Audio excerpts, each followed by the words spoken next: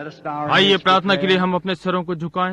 प्रिय स्वर्गीय पिता, हम ओनली बिलीव का ये गीत सुनते हैं, इससे हम ये जान पाते हैं कि हमें अपने बुजुर्ग परमेश्वर की प्रतिज्ञाएं पाने के लिए केवल यही करना है, बस उनका विश्वास करें, क्योंकि ऐसा लिखा है, विश्वास करने वालों के लिए सब संभव है। हम ऐसे ही रोते हैं जैसे मिर्गी वाले बच्चे का पिता, प्रभु मैं विश्वास करता हूँ, मेरे अविश्वास का उपाय कर। हम महान सामर्थ के लिए हम तेरा धन्यवाद करते हैं, तेरा अपना महान प्रकाशन जो तू स्वयं हम पर इन अंतिम दिनों में प्रकट करता है, इससे हमारे हृदय आनंद और हर्ष से परिपूर्ण हो जाते हैं, ये जानकर कि हम जीवित परमेश्वर के संपर्क में आ गए हैं,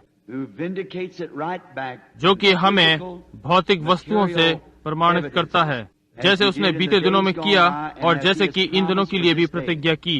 परमेश्वर, हम तेरे बहुत ही धन्यवादित हैं इन अंधकार के दिनों में, जब ऐसा लगता है कि कोई नहीं जानता कि कहाँ जाए।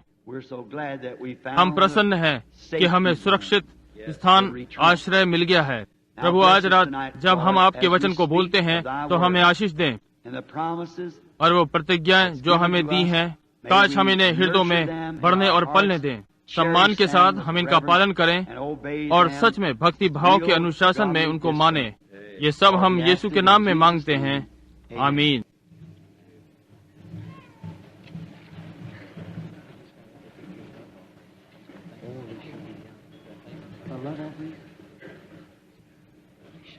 एक प्रेम भेंट। आपको ऐसा नहीं करना चाहिए। ये किसने किया है? तो आप दोषी हैं। मैंने प्रबंधक से प्राप्त किया। उसने कहा कि उसने मेरे लिए एक प्रेम भेंट ली है, उसे ऐसा नहीं करना चाहिए। मैं इसकी सराहना करता हूँ, परमेश्वर जानता है, लेकिन मैं इसके लिए नहीं आया हूँ। धन्यवाद। प्रभु आपको आशीष दे। जो भी मैं कर सकता हूँ करूँगा। मैं इसको बाहर मिशनरी काम के लिए दे दूंगा। मुझे मालूम रहेगा कि ये परमेश्वर के राज्य के लिए जाएगा, और यदि परमेश्वर ने चाहा तो मैं स्वयं से वहाँ ले जाऊंगा, ताकि ये शुभ संदेश जो इस सप्ताह आप सुन रहे हैं उन तक भी पहुँचे। तब मेरी समझ में ये उसी तरह से होगा जैसे आप विश्वास करते हैं। परमेश्वर ऐसा करने में मेरी सहायता करें। मैं इस सप्ताह इतने ढेर सारे लोगों की उपस्थिति के लिए आभारी हूँ। आप सब लोगों का भी जो आज रात भी अपने टेलीफोनों को लगाए बैठे हैं, और हम आप में से हर एक के आभारी हैं। आज प्रातः बिली ने मुझसे कहा, उसने मुझसे कहा, डैडी, यदि आज प्रातः दिन निकलने से पहले आप मेरे साथ आते और उन आसपास की जगहों में खड़े होकर ध्यान देते कि माताएं कैसे अपने बच्चों को कार में दूध पिला रही थीं, वो बेचारे कैसे बारिश में दरवाजे खुलने की प्रतीक्षा कर रहे हैं। यदि मैं सत्य से हटकर आपको कुछ और बताऊं तो मैं कितना ढोंगी हो सकता हूं। मैं भी कैसा मुंह फट व्यक्ति हूँ। कभी कभी मैं आपको ठेस पहुँचाता हूँ, लेकिन ऐसा नहीं कि मैं ऐसा ही करना चाहता हूँ। ऐसा इसलिए है, ये मैं आपको ठेस नहीं पहुँचाता, ये सत्य है जिससे ठेस लगती है, और मैं ये विश्वास करता हूँ कि इसी कारण आप यहाँ आते हैं, क्योंकि मैं आपके प्रति पूर्णतः निष्कपट हूँ और आपकी पूरी पूरी सहायता करना चाहता हूँ। प्रभु आप में से हर एक व्यक्ति की सहायता करे। और अब मैं आप सब अच्छे लोगों का सहयोग के लिए धन्यवादित हूँ, और इस नगर के लोगों का भी,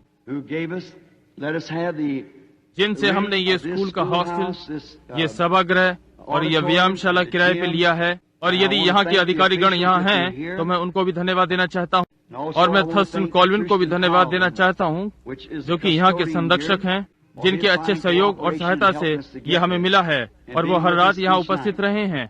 मैं जेफरसनविले की पुलिस को बल को भी धन्यवाद देता हूँ कि जिन्होंने कम पैसे में आकर हमारी देखभाल की है।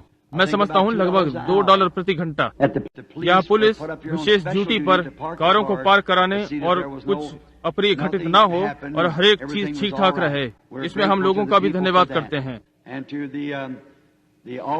और उन इंजीनियरों का भी जिनको मैंने यहाँ बोर्ड पर देखा था। इसके अलावा उन सब को जो इससे संबंधित हैं, हम सच में उनके बड़े आभारी हैं। इन भेंटों के लिए आप सबको मैं धन्यवाद देता हूँ। आज दोपहर बाद बिली इन भेंटों को मेरे पास लाया। इसमें बहुत सारे बॉक्स, टॉफियां वगैरह हैं। उसमें से एक तो बहुत सुंदर मसीह की तस्वीर बनी है, जिसमें कि पहाड़ की मुबारकबादियां थी। वो वास्तव में सुंदर थी। मैं सच में आपको धन्यवाद देता हूँ। और बहुत सी चीजें हैं, मुझे पता नहीं कि मैं कैसे धन्यवाद दूं। और आपके द्वारा इन सभाओं को वित्तीय सहायता और जिम्मेदारी उठाने के लिए भी हम सच में आपकी सराहना पूरे हृदय से करते हैं। प्रभु आप में से हर एक को बहुत सारी आशीष दे। बिली ने बताया कि बहुत से लोग इस समय आपसे निजी साक्षात्कार के लिए पूछ रहे हैं और बहुत सौ ने अपने छोटे बच्चों की मकसूसियत के लिए कहा है। वो मैं चाहते हुए भी नहीं कर सका। आप देखिए कि इस बार जब मैं आया हूँ तो मेरे लिए बहुत आवश्यक था कि मैं पूरे समय अध्ययन और प्रार्थना में रहूं ताकि आपके लिए संदेशों को ला सकूं। देखिए, ये ऐसे ही नहीं, ये हमारे लिए महत्वपूर्ण है क्योंकि ये परमेश्वर की इच्छा को मालूम करना और फिर उन बातों को बोलना था और इन सब बातों को आपस में मेल खाना भी अवश्य था और परमेश्वर से ये पूछना कि कौन सा वचन खोला जाए। अब परमेश्वर चाहेगा तो हम जल्द ही वापस आएंगे जैसे ही हमें कोई दिन मिलेगा। मैंने एक प्रस्ताव रखा है, या ऐसे कहूँ कि कुछ ईस्टर के विषय में। अच्छा है कि मैं उसको भी देख लूं। मैं सोचता हूं कि उस समय की अनुसूची के अनुसार मुझे कैलिफोर्निया में होना है। हो सकता है गलत भी हो। जैसा भी हो, जब हम वापस आराधनालय में आएंगे तो आपके पास कार्ड भेजेंगे और गिरजे से आपको दिनांक और समय मालूम हो जाएगा। तब मैं भी हो सकता हूं उस समय। फिर से मैंने बीमारों की प्रार्थना के लिए कोई समय नहीं रखा। हमने एक भी सभा ऐसी नहीं रखी कि हम लोगों को यहाँ लाकर उनके लिए प्रार्थना करें। हम उन्हें बाहर भेज रहे थे और हमारे भाई लोग यहाँ प्रचार कर रहे थे, भाई लीवाइल और भाई और ये दूसरे भाई लोग प्रचार कर रहे थे और बीमारों के लिए प्रार्थना कर रहे थे, पानी का बपतिस्मा दे रहे थे और बपतिस्मा देकर और मुझे परमेश्वर के वचन के साथ अकेले में रहने के लिए समय दे रहे थे। हम इन व्यक्तियों को धन्यवाद देते हैं। इन्होंने बहुत अच्छा काम किया।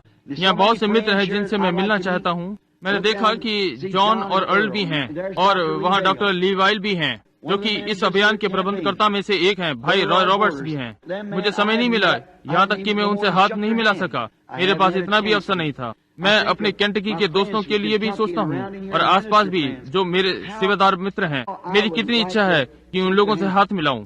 अभी उस दिन मैंने भाई ब्लेयर को देखा था और बहुत से लोगों को जिनसे मैं प्रेम करता हूँ और वो बहुत सी सभाओं में थे, परंतु ये कभी ना हो सका कि मैं उनसे हाथ मिला पाता। मैं कोशिश कर रहा हूँ क्योंकि मेरे पास समय नहीं होता है, इसलिए नहीं कर पाता हूँ। इसका अर्थ ये नहीं कि मैं किसी से मिलना नहीं चाहता और मैं जरा जल्दी में होता हूँ। निश्चय ही बालकों का समर्पण करना है।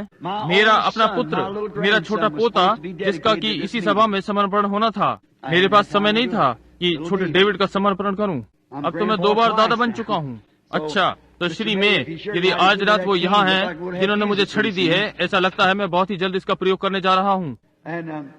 मैंने बिली से कहा कि पवित्र शास्त्र कहता है फूलो फलो और पृथ्वी में भर जाओ, लेकिन ये सारा भार तुम्हें ही नहीं दिया गया था और ये पोते जल्दी आते जा रहे हैं। और याद रखिए कि मेरी पुत्र वधू शुरू से बांझ थी, उसके बच्चे नहीं हो सकते थे। और एक दिन सभा से जाते समय प्रभु मुझसे बोला और कहा कि लॉयस, तुम बेटा जनोगी, परमेश्वर ने तुम्हें आशीष दी है, तुम्हारा स्त्री रोग समाप्त हो गया है। और 9 महीने बाद पॉल पैदा हुआ। 2 महीने पहले ये बच्चा आया। एक प्रातः मैं नाश्ता कर रहा था और टेबल की दूसरी ओर बिली और लॉयस बैठे थे और मैंने देखा लॉयस एक छोटे बच्चे को जो कि नीली या गुलाबी कंबल में लपेटे उसे दूध पिला रही है और बिली कोने पर बैठा छोटे पॉल को खाना खिला रहा है। मैंने कहा, बिली, मैंने अभी दर्शन देखा है कि लॉयस एक छोटे बच्चे को नीले कंबल में लपेटे दूध पिला रही है। उसने कहा, अब से 9 महीने बाद मेरा शिकार का प्रोग्राम है। 11 महीने बाद छोटा डेविड पैदा हुआ और अब तक मैं उसको प्रभु को समर्पित नहीं कर पाया हूँ, ना ही कर पाऊंगा जब तक मैं लौट कर फिर वापस ना आ जाऊँ। तो आप देख रहे हैं ये सब मैं लोगों को और उनकी संगति को कितना चाहता हूँ, परंतु हमारे भाई बीमारों की प्रार्थना कर रहे हैं और मैं जानता हूँ कि उन्हें सफलता मिल रही है। हर रात्रि हम बीमारों की प्रार्थना कर रहे हैं और एक दूसरे पर हाथ रखकर प्रार्थना कर रहे हैं और इस प्रकार से हमारी पकड़ सब लोगों में विस्तार से हो रही है। लेकिन संभव है यदि परमेश्वर ने चाहा तो मैं कार्डों पर निशान डालकर यदि हम भेज सकें और वापस आने के बाद 2 या 3 दिन मैं बीमारों की प्रार्थना के लिए दूंगा और जो हो सकेगा इस प्रकार हम करेंगे। अब मैं फिर से लोगों की सहायता के लिए धन्यवाद देता हूँ और मैं कुछ क्षणों के लिए प्रातः कुछ टिप्पणी आज के संदेश के लिए करना चाहता हूँ। इसमें कोई शक नहीं कि मैंने इसे विस्तार से नहीं देखा है। मैं सोचता हूँ कि आप समझते हैं। And I'm sure you didn't. और मैं निश्चित हूँ कि आप नहीं जान पाएंगे कि मेरे करने के लिए क्या है। अब ये आपको बहुत ही आसान लगता होगा, लेकिन समझिए आप ये क्या कर रहे हैं। आप किसी निर्णय को सुनाने के लिए परमेश्वर के स्थान को ले रहे हैं, और इससे पहले मैं इसे करूं, परमेश्वर की ओर से इसका उत्तर आना चाहिए, और उसको नीचे उतर कर आना होता है और प्रकट रूप में अपने को दिखाकर प्रकाशन देना होता है। इसलिए ये कलीसिया के लिए है। और याद रखिए, मैंने जो ये सब कहा है केवल कलीसिया के लिए था, और ताकि आपका पूरा विश्वास और समझ हो कि ये वही परमेश्वर है जिसने मुझसे कहा, जहाँ कोई भी गिलहरी नहीं थी, कहा कि बोल और कह कि वो कहाँ होगी। लगातार 3 बार यही हुआ। अब यदि वो उसी वचन से कुछ उत्पन्न कर सकता है जहाँ की कुछ नहीं था, तो फिर न्याय के दिन कितना पक्का होगा। समझिए, लोग इन चीजों को देखने के लिए वहाँ थे, और वो जानते हैं, जैसा कि बीते दिनों में पौलुस ने कहा, कुछ व्यक्ति उसके साथ थे जिन्होंने धरती को हिलते महसूस किया और आवाज नहीं सुनी, परंतु आग के खंभे को देखा। मैं देखता हूँ कि किस प्रकार से सच्चे मसीह पति और पत्नियां आपस में गले मिलकर रोते हैं, और ये मेरे लिए अच्छा है, क्योंकि ये सब यद्यपि समाप्त होने के बाद होता है। और मित्रों सुनिए, परमेश्वर अपने वचन को चिन्हों और प्रमाणों से सिद्ध करता है। ये ठीक है, वो बोला गया वचन। अब याद रखिए, वो प्रकाश जो उस बादल में था, उसने प्रकाशन दिया। मैं था, मेरी छोटी बेटी बता रही थी, तारा जो यहाँ है, कि जब वे उस विद्यालय में जो कि एरिज़ोना में है, उस बादल रहित आकाश को देख रहे थे, और ये अजीब सा बादल उस पहाड़ की चोटी पर था और आग के साथ ऊपर नीचे आ जा रहा था। और अध्यापिका ने कक्षाओं की छुट्टी करके उनको वहाँ सामने लाकर कहा, क्या तुमने पहले कभी कोई ऐसी चीज देखी है? वो देखो, वहाँ ऐसा है। याद रखिए, वो वही पीली रोशनी थी जो कि वहाँ चट्टान पर थी। इसलिए वो एक ही परमेश्वर है, एक ही प्रकाशन है। उसने कहा कि उनसे ये करने के लिए कहो। यही मैंने आज प्रातः आपको बताया, इसलिए वहाँ ये है। यदि ऐसा हो कि ये मेरे प्रिय मित्र रॉय रॉबर्टसन टूसान में सुन रहे हो, रॉय, तुम्हें याद है कि उस दिन जब तुमने दर्शन देखा था, जब हम बाहर पहाड़ पर खड़े थे, तो मेरे पास आए थे और बादल चोटी पर था, चलता हुआ नीचे आ रहा था। जानते हो कि उसने तुम्हें क्या बताया? और दूसरे दिन मैंने घर में तुम्हें बताया था कि यही है रॉय, अब चिंता मत करो पुत्र, सब कुछ हो चुका। और तुम नहीं जानते थे कि इसका अर्थ क्या है।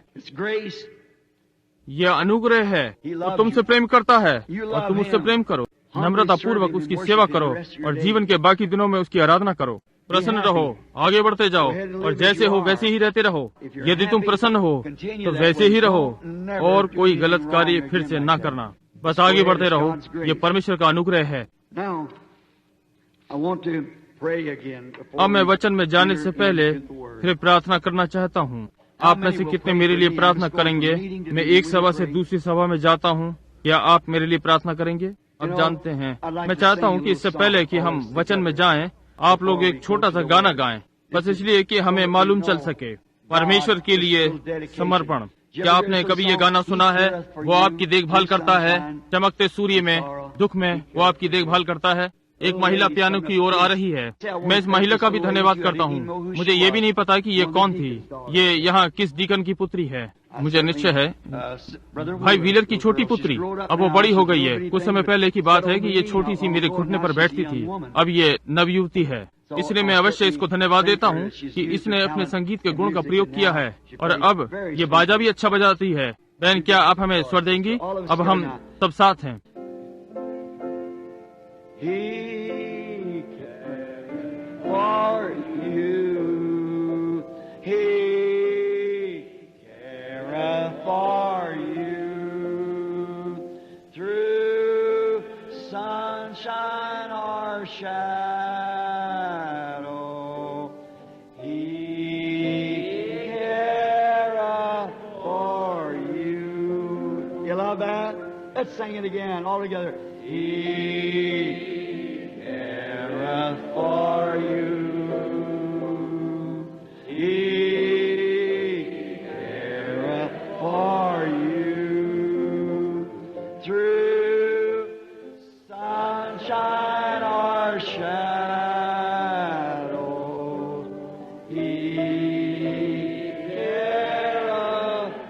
आपको ये पसंद है? आइए हम सब फिर एक साथ गाएं। Brother भाई Dow, he dose, does for you too, वो brother. आपकी भी करता है भाई। Don't you love him? क्या आप उससे प्रेम नहीं करते? अब आइए हम अपने सरों को झुकाएं। Dear प्रिय gracious God, अनुग्रहकारी परमेश्वर, this little इन थोड़ी सी note here टिप्पणियों with के few साथ things लोगों to से say कुछ to the कहने के people, लिए and, back again, और फिर से to आज refer प्रातः back to this इस morning, संदर्भ for में that's what the people come जिसको to कि hear. लोग सुनने आए हैं, मैं प्रार्थना करता हूँ कि लोग ये देख सकें कि परमेश्वर उनसे प्रेम करता है और उनकी देखभाल करता है। And it was not ये मैं नहीं हूँ that give that जो उन्हें Lord. दे रहा हूँ, It was ये सिद्ध हुआ है कि ये सत्य था। इसलिए प्रिय परमेश्वर, मैं प्रार्थना करता हूँ कि आपका प्रेम सदा लोगों के बीच में रहे। Tonight, to have आज to रात separate after जब this हम meeting अलग and अलग go to our होकर different अपने अपने homes, घरों को जाएंगे it तो kind ये of हमें shows किसी some गहराई में ले deep, जाए। Lord. प्रभु, I मैं pray प्रार्थना that you'll करता हूँ bless these कि आप इन लोगों को आशीष दें। Now, as अब we जब हम approach प्रार्थना the में word वचन की ओर जा रहे and हैं prayer, और लिखित and वचन approach की ओर the जा written रहे word, हैं, we ask that you will take this और हम written विनती करते हैं word कि तू इन लिखित and make वचनों it को लेकर alive to आज us रात tonight. हमारे लिए जीवित बना दे। And और when जब we इस leave this इमारत को building छोड़कर tonight to separate हम to अपने go भिन्न to भिन्न our घरों different को homes, जाएं, may we say तो like हम those उन who अमाउस came की from राह पर Emmaus, चलने वालों की तरह कहें that जो have उनके साथ walked पूरे with दिन him चलता all रहा day, और तब भी still वे उसे didn't न know him. पहचान सके। But when he और जब got वो up उनके साथ रात inside में the कमरे room में that गया night, the और doors सारे all द्वार बंद shut, थे, he तो उसने did something, कुछ ऐसा किया just like जो he उसने अपने did क्रूस पर before चढ़ने his से पहले किया crucifixion. था। By that, उससे they knowed he उन्होंने had जाना risen कि वो again. फिर जी उठा है। प्रभु, Do it आज again रात भी tonight, यही Lord. कीजिए। Grant प्रभु, it ग्रहण while the कीजिए doors are जबकि shut दरवाजे बंद and हैं your little और group आपका here छोटा झुंड sitting यहाँ waiting. बैठा प्रतीक्षा कर रहा है। And और Father, पिता, जब हम अपने when we घरों को go जाते to our हैं homes, तो हम we'll भी उन्हीं say की तरह like David, कहें, did not our hearts burn within क्या us जब वो राह में हमसे as बातें he करता talked था to us along तो हमारे the way? हृदय में उत्तेजना उत्पन्न ना हुई थी? We प्रभु, commit ourselves हम अपने को and आपके all हाथों in में your देते hands, हैं। Lord. Do with us जैसा as आपको you see उचित fit. लगे आप In वही Jesus' करें। name, मसीह amen. के नाम में आमीन। Now, let's get right into the service now quickly. आइए Turn now with हम me, सीधे if उसकी you आराधना will, में चलें। to the book यदि आप of चाहें तो Hebrews. मेरे साथ निकालें इब्रानियों की पुस्तक।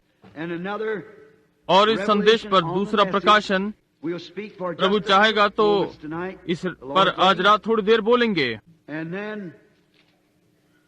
while reading the first three और verses पहले of 3 पद Hebrews पढ़ते हैं 7, इब्रानियों 1 to 3, 7:1-3 and then और commenting तब उसकी on व्याख्या this. करेंगे। And we don't know what और the हम नहीं Lord जानते will कि do. प्रभु क्या करेगा, We हम do नहीं not जानते। know. The only हम thing केवल we do काम is करते हैं, just केवल विश्वास believe, करते, जागते और प्रार्थना pray. करते हैं। Is that ये right? ठीक है ना? और विश्वास करते हैं कि वो हर चीज के द्वारा And मिलाकर believe that उनके he'll लिए make भलाई everything उत्पन्न करेगा work together जो उससे for प्रेम good to करते them हैं, that love you, क्योंकि because उसने he ये promised प्रतिज्ञा to. की है।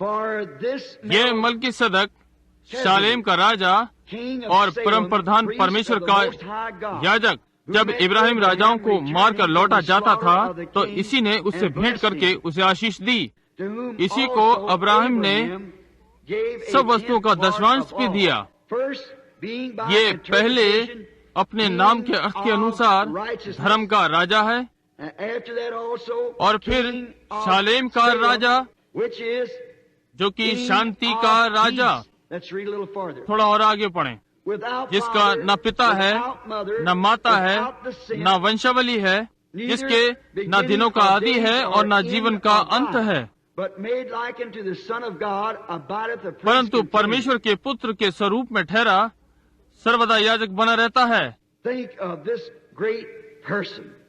इस महान व्यक्ति के विषय में Of how सोचें great this man कि इस पुरुष must को be. कितना महान होना चाहिए। And now the question is, और अब प्रश्न ये है who is this man? कि ये व्यक्ति कौन है। धर्म शिक्षकों के विभिन्न मत हैं, But since the लेकिन जब opening से of the 7 मोहरें seven खुली हैं, the ये mysterious भेदपूर्ण पुस्तक that's जो कि हमारे लिए mysterious रहस्यपूर्ण to us, थी, according to Revelations 10, प्रकाशित 1-7, वाक्य 10 all 1 the से 7 के mysteries अनुसार that's wrote in जितने this भी book रहस्य has इस been पुस्तक में लिखे hidden हैं down through the और age सुधारक of the के युगों reformers से इसमें is छिपे supposed हैं, to be brought out into view ये सब by the अंतिम angel कलीसियाई काल of के the दूत के द्वारा last प्रकाश में church आने age. थे। How आप many में से knows कितने that जानते right? हैं कि ये सत्य है? ये ठीक है। supposed to be brought. All the mysteries इस of the रहस्यपूर्ण mysterious पुस्तक के book सारे is to रहस्य be revealed to the लौदीकिया काल के दूत के द्वारा ही प्रकाश में आने थे। हम देखते हैं इस व्यक्ति के विषय में बहुत मतभेद हैं, और ये विषय मैं सोचता हूँ कि जब खुलकर सामने आता है तो यह हमें समझदार बना देता है कि ये कौन है। बहुत से विद्यालयों के इस पर अपने अपने मत हैं। एक विद्यालय कहता है ये केवल एक कथा है, ये सच में कोई व्यक्ति नहीं था। दूसरे कहते हैं ये एक याजक पद है, जो कि मिल्कीसेदक याजक पद है, क्योंकि किसी सीमा तक इसे एक तरह से काफी ठीक समझा है बजाय दूसरों के, क्योंकि वे कहते हैं कि ये याजक पद था। ये ऐसा नहीं हो सकता, क्योंकि चौथे पद में वो कहता है कि वो व्यक्ति है, एक पुरुष है। तो एक व्यक्ति होने के कारण एक व्यक्तित्व होना चाहिए, एक पुरुष, लगातार चलने वाली व्यवस्था नहीं, परंतु एक व्यक्ति। वो केवल एक याजक पद नहीं था, न ही वो कोई एक कथा, वो एक व्यक्ति था। और ये व्यक्ति अनंत है। यदि आप ध्यान दें, उसका न कोई पिता है न माता, इसके प्रारंभ का न कोई समय है, न ही इसके अंत का समय है। और ये जो भी है आज रात तक भी जीवित है, क्योंकि पवित्र शास्त्र ये कहता है इसका न कोई पिता है न माता है, न ही इसके दिनों का प्रारंभ है न ही अंत है। इसलिए ये एक अनंत व्यक्ति है। ये ठीक है ना, एक अनंत व्यक्ति। इसलिए ये एक व्यक्ति हो सकता है जो कि परमेश्वर है, क्योंकि वही एक है जो कि अनंत परमेश्वर है। अब पहले तीमुथियुस 6:15 और 16, यदि आप उसे पढ़ना चाहें, मैं आपके लिए पढ़ सकता हूँ।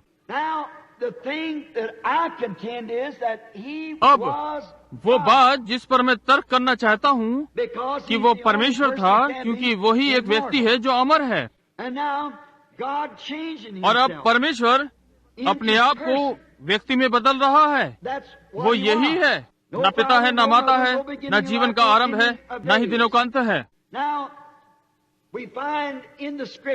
आजकल हम पवित्र शास्त्र में पाते हैं, बहुत से लोग ये शिक्षा देते हैं कि 3 व्यक्तित्व एक परमेश्वरत्व में हैं। बिना व्यक्ति के आपके पास व्यक्तित्व हो ही नहीं सकता। व्यक्तित्व के लिए आवश्यक है कि एक व्यक्ति हो। कुछ सप्ताह पहले एक बैप्टिस्ट सेवक आया, मेरे घर आकर कहने लगा, मैं आपसे परमेश्वर के भेद के विषय में, जब आपके पास समय हो तो मैं आपको कुछ सुधारना चाहूंगा, या फिर मुझे बुला लें। मैंने कहा मेरे पास अभी समय है, क्योंकि मैं ठीक होना चाहता हूँ, और ये करने के लिए हम सब चीजों को एक और रख सकते हैं। और वो आकर कहने लगे, भाई ब्रैनम, आप लोगों को सिखाते हैं कि केवल एक परमेश्वर है। मैंने कहा जी हाँ श्रीमान। उसने कहा देखिए, मैं विश्वास करता हूँ कि एक परमेश्वर है, परंतु एक परमेश्वर 3 व्यक्तियों में है। मैंने कहा श्रीमान फिर से कहिए। उसने कहा एक परमेश्वर 3 व्यक्तियों में। मैंने कहा आप कौन से विद्यालय में पढ़े हैं, समझे? और उसने मुझे एक बाइबल कॉलेज बताया। मैंने कहा मैं विश्वास करता हूँ आप बिना व्यक्तित्व के व्यक्ति हो ही नहीं सकते। और यदि आप व्यक्तित्व हैं तो आप अपने में एक व्यक्तित्व हैं, आप अलग व्यक्तिगत नहीं हैं। और उसने कहा कि धर्मशास्त्री भी इसकी व्याख्या नहीं कर सके। मैंने कहा ये प्रकाशन से है। उसने कहा मैं प्रकाशन को स्वीकार नहीं करता। मैंने कहा तो फिर परमेश्वर के पास और कोई रास्ता नहीं कि आपको इसे समझा सके, क्योंकि ये तो ज्ञानियों और बुद्धिमानों की आंखों से छिपा करके बालकों पर प्रकट किया गया है, प्रकाशित किया गया है। प्रकाशन बालकों पर प्रकट किया गया है। ऐसे ही से स्वीकार करेंगे, सीखेंगे। मैंने कहा कि परमेश्वर के पास और कोई रास्ता ना होगा कि आपको दे सके। आपने अपने को उसकी तरफ से बंद कर लिया है। पूरी बाइबल ही उस परमेश्वर का प्रकाशन है। पूरी कलीसिया ही परमेश्वर के प्रकाशन पर बनी है। प्रकाशन को छोड़ परमेश्वर को जानने का और कोई रास्ता नहीं है। जिस पर भी पुत्र उसे प्रकट करेगा, प्रकाशन, हर चीज प्रकाशन है। प्रकाशन को स्वीकार ना करके आप केवल एक ठंडे धर्मी ज्ञानी हैं और आपके लिए कोई आशा नहीं है। अब हम पाते हैं कि इस व्यक्ति के पास ना पिता है ना माता है, इसके दिनों का ना आरंभ है या जीवन का अंत है। ये परमेश्वर एनमॉर्फ था। ये शब्द ग्रीक शब्द से आया है जिसका अर्थ है बदलना, जिसको बदलने के लिए प्रयोग किया गया है। अपने लिए एनमॉर्फ एक व्यक्ति से व्यक्ति में, ग्रीक शब्द एनमॉर्फ का अर्थ है, यह मंच कला से लिया गया है कि एक व्यक्ति अपना मुखौटा बदल रहा है कि अपने आप को दूसरा चरित्र बनाए। जैसा कि रिबेका मेरे ख्याल से कुछ दिनों पहले स्नातक उपाधि प्राप्त करने से पहले उनके यहाँ शेक्सपियर का एक नाटक हुआ था। एक नवयुवक को बहुत बार अपनी वेशभूषा बदलनी थी क्योंकि उसे 2 या 3 चरित्र प्रस्तुत करने थे, परंतु व्यक्ति एक ही था। एक बार जब वो आया तो वो खलनायक था, और जब दूसरी बार आया तब दूसरा चरित्र था। और अब इस ग्रीक शब्द एनमॉर्फ का अर्थ है कि अपना मुखौटा बदलना, और यही परमेश्वर ने किया। हर बार ये वही परमेश्वर है। परमेश्वर पिता के रूप में, पवित्र आत्मा, आग का खंबा, वही परमेश्वर शरीर में आया और हमारे बीच रहा। एनमॉर्फ, वो निकल आया ताकि उसे देखा जा सके। और अब वही परमेश्वर पवित्र आत्मा के रूप में, पिता, पुत्र, पवित्र आत्मा, 3 परमेश्वर नहीं, 3 कार्यस्थल, एक ही परमेश्वर के 3 कार्य। बाइबल कहती है केवल एक परमेश्वर है, 3 नहीं। लेकिन वो ऐसा नहीं कर सके। आप 3 परमेश्वर लेकर कुछ भी सिद्ध नहीं कर सकते। आप किसी यहूदी को ये कभी नहीं दे सकते। मैं आपको बताता हूँ कि जो थोड़ा भी ठीक जानता है वो यही जानता है कि केवल एक परमेश्वर है। ध्यान दें, जैसा कि एक मूरत को एक कपड़े से ढांक देते हैं, ऐसा ही परमेश्वर ने इस युग में किया। ये सब कुछ अब तक छिपा रहा और इस युग में प्रकट हुआ। बाइबल ये कहती है ये सब अंतिम युग में प्रकट होगा। ये एक मूर्तिकार की तरह है जो अपनी कलाकृति को जब तक समय न आए उसका कपड़ा न हटाए और वहाँ वो हो। और बाइबल भी इसी प्रकार से है। ये परमेश्वर का वो कार्य है जो ढका हुआ है और जगत की उत्पत्ति से छिपा हुआ है, और ये 7 तहों में छिपा हुआ भेद है। और परमेश्वर ने इसे लुदीकिया काल के कलीसिया के युग के लिए ये प्रतिज्ञा की है कि वो इस सब के ऊपर से पर्दा उठा देगा और हम इसे देख सकेंगे। ये कितनी गौरवपूर्ण बात है। परमेश्वर एनमॉर्फ ने अपने को आग के खंभे में छिपा रखा। परमेश्वर एनमॉर्फ एक मनुष्य में जो यीशु कहलाता है। परमेश्वर एनमॉर्फ अपनी कलीसिया में। परमेश्वर हम सबके ऊपर, परमेश्वर हमारे साथ, परमेश्वर हमारे अंदर। ये परमेश्वर की महानता को छोड़ कर नम्र होना है। वहाँ पवित्र को कोई भी नहीं छू सकता था। जब वो पहाड़ पर उतरा था, यदि पशु भी पहाड़ को छूता तो उसे मरना ही था। और तब परमेश्वर नीचे आया और अपना तंबू बदलकर और नीचे आया, तब हमारे संग रहा। और बाइबल कहती है वो हमारे जैसा एक बना, हमने उसे छुआ। 1 तिमुथियुस 3:16, इसमें संदेह नहीं कि भक्ति का भेद गंभीर है, अर्थात वो परमेश्वर शरीर में प्रकट हुआ जिसे हाथों से छुआ गया। परमेश्वर ने खाना खाया, पानी पिया, परमेश्वर सोया, परमेश्वर रोया। वो हम में से एक था। बाइबल में सुंदरता से दर्शाया गया है वो परमेश्वर हमारे ऊपर था, परमेश्वर हमारे साथ था। अब परमेश्वर हम में है, पवित्र आत्मा, तीसरा व्यक्ति नहीं, वही एक व्यक्ति। परमेश्वर नीचे उतर आया और शरीर बन गया और मसीह में मृत्यु से मरा ताकि कलीसिया को धोकर अपनी संगति में ले आए। परमेश्वर संगति को पसंद करता है, इसलिए उसने संगति के लिए पहली बार मनुष्य को बनाया। परमेश्वर सराफीमों में अकेला रहता था। ध्यान दें, उसने मनुष्य को बनाया और उसका पतन हो गया, इसलिए वो मनुष्य को छुड़ाने के लिए नीचे उतर आया, क्योंकि परमेश्वर अपनी आराधना पसंद करता है। गॉड शब्द का अर्थ है आराधना के अभिप्राय के लिए। और ये हमारे बीच में आग के खंभे के रूप में आया, जैसे कि कोई चीज हमारे हृदय को बदल दे। ये वही एक परमेश्वर था जिसने कहा उजियाला हो जा, और उजियाला हो गया। वो कल, आज और युगानुयुग एक सा है।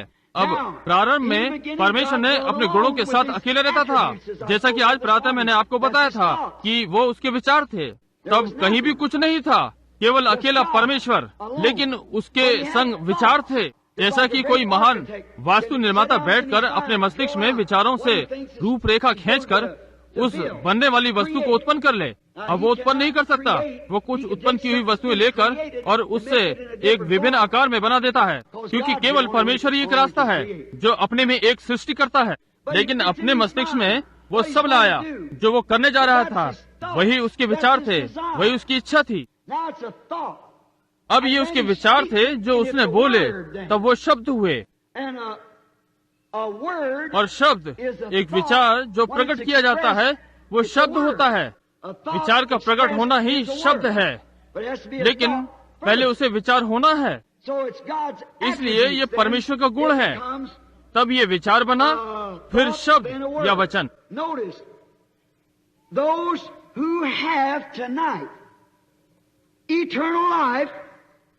ध्यान दें, आज रात जिनके पास अनंत जीवन है, वो उसके साथ थे, उसके अंदर थे। इससे पहले कि सरदूत, सितारे, सराफीम या कोई भी वस्तु होती, वो उसके विचारों में थे। यही अनंतता है। यदि आप में अनंत जीवन है, तो आप सदा से थे। ये नहीं कि यही हुए, परंतु उस अनंत परमेश्वर के रूप और आकार हुए। और यदि वो अनंत नहीं, तो वो परमेश्वर नहीं। परमेश्वर को तो अनंत ही होना है। हमारी सीमा है, वो असीमित है, और वो सर्वव्यापी, सर्वज्ञानी और सर्वशक्तिमान है। यदि वो ऐसा नहीं, तो वो परमेश्वर नहीं हो सकता। वो सब बातें जानता है, सारे स्थान जानता है, क्योंकि वो सर्वव्यापी है। सर्वज्ञान ही उसको सर्वव्यापी बनाता है। वो हस्ती है, वो वायु की तरह नहीं है, उसका अस्तित्व है और वो घर में रहता है, परंतु वो सर्वज्ञानी है, सब चीजों को जानता है, जिससे वो सर्वव्यापी बन जाता है, क्योंकि जो भी चल रहा है उसे सब मालूम है। यदि एक कीड़ा भी पलक झपकेगा तो वो उसे पता है। इससे पहले कि संसार बनता, उसे मालूम था कि वो कितनी बार पलक झपकेगा, उसमें कितनी चर्बी होगी। ये सब उसे संसार की रचना से पहले ही पता था। वो असीमित है, हम उसे अपने मस्तिष्क से नहीं समझ सकते, लेकिन वो परमेश्वर है, असीमित परमेश्वर है। और याद रखिए कि आपकी आंख, आपकी सूरत, जो भी आप थे, आप उसके विचारों में आरंभ ही से थे। और केवल एक चीज ये है कि आप उसके वचन का प्रकटीकरण हैं। इसे सोचने के बाद वो बोला और आप यहाँ उपस्थित हैं। यदि ऐसा नहीं है, तो फिर कोई और दूसरी विधि नहीं कि आप उसमें कभी थे, क्योंकि केवल वही है जो अनंत जीवन देता है। याद रहे, हम पवित्र शास्त्र को कैसे पढ़ते हैं। वो नहीं जो चाहता है या दौड़ता है, केवल परमेश्वर, ताकि उसका पहले से ठहराया जाना सत्य ठहरे। वो किसी को भी पहले से कभी भी चुन सकता है। वो अपने चुनाव में सर्वोच्च है। क्या आप जानते हैं, परमेश्वर सर्वोच्च है। वहाँ ऐसा कौन था जो कि उसको संसार कैसे बनाया जाए इसके लिए परामर्श देता? किसकी हिम्मत होगी कि उसे बताए कि वो अपना कार्य गलत कर रहा है? यहाँ तक कि वो वचन में सर्वोच्च था, यहाँ तक कि उसका प्रकाशन भी परम है। वो किस पर प्रकट करे, ये उसकी अपनी इच्छा है। उसका प्रकाशन परमेश्वर में सर्वोच्च है। ये ऐसा ही है कि लोग चीजों पर उछलते कूदते हैं और इधर उधर अपने को मारते हैं, और वो ये नहीं जानते कि वो क्या कर रहे हैं। परमेश्वर अपने कार्य में सर्वोच्च है। अब प्रारंभ में ही उसके गुणों को पाते हैं, और आप उसके साथ थे। तब जब जीवन की पुस्तक सामने दिखाई पड़ती है, हम यहाँ प्रकाशित वाक्य 13 अध्याय के 8वें पद में पढ़ते हैं कि पशु जब इन अंतिम दिनों में पृथ्वी पर आता है, वो उन सब लोगों को धोखा देगा जिनके नाम मेमने की जीवन की पुस्तक में संसार के बनने से पहले नहीं लिखे गए। इस विषय में सोचिए, इससे पहले यीशु पैदा होता 4000 वर्ष पहले वो धरती पर आया, और हजारों वर्ष पहले जब वो धरती पर आया, यीशु परमेश्वर के मस्तिष्क में संसार के पापों के लिए मरा, और जीवन की पुस्तक बनी थी, और आपका नाम उस जीवन की पुस्तक में संसार की रचना से पहले लिखा गया। ये बाइबल का सत्य है।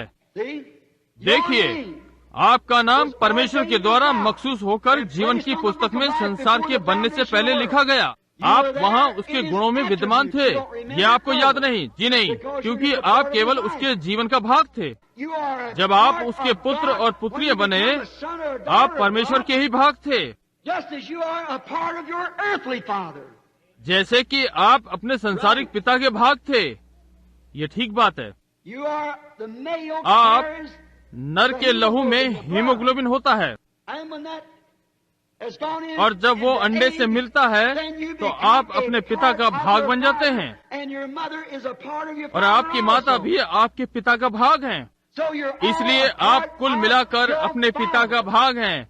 प्रभु की महिमा हो, Let's जो कि संपूर्ण डिनोमिनेशन को अलग कर देता है, और ये निश्चय यही करता है। परमेश्वर सब में है, केवल यही स्थान है। Notice now. अब उसके गुणों पर ध्यान दें।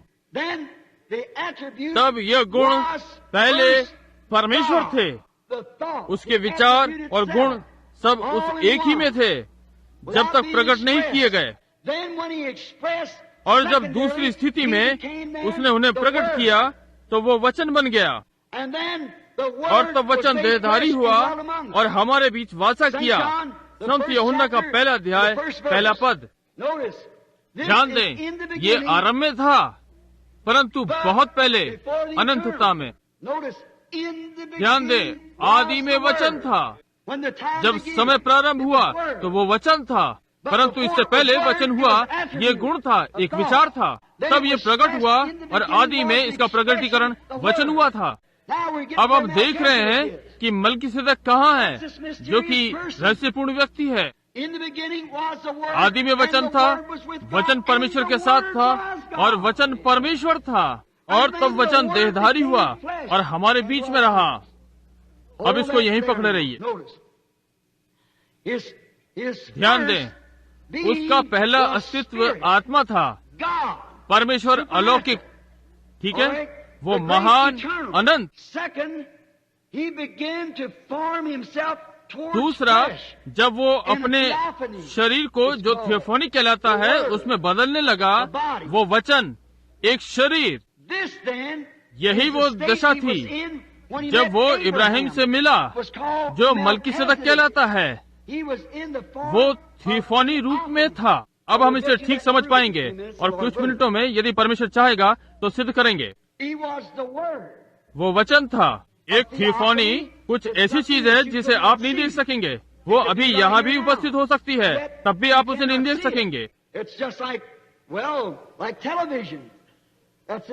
ये कुछ टेलीविजन की तरह है कि लोग इस स्थान में घूम रहे हैं, गा रहे हैं, यहाँ रंग भी है, परंतु आंख तो शरीर की 5 इंद्रियों में है, यानी कि आप पूरी 5 इंद्रियों के अधीन हैं, और आंख जो सी में देखती है उसी के अधीन है।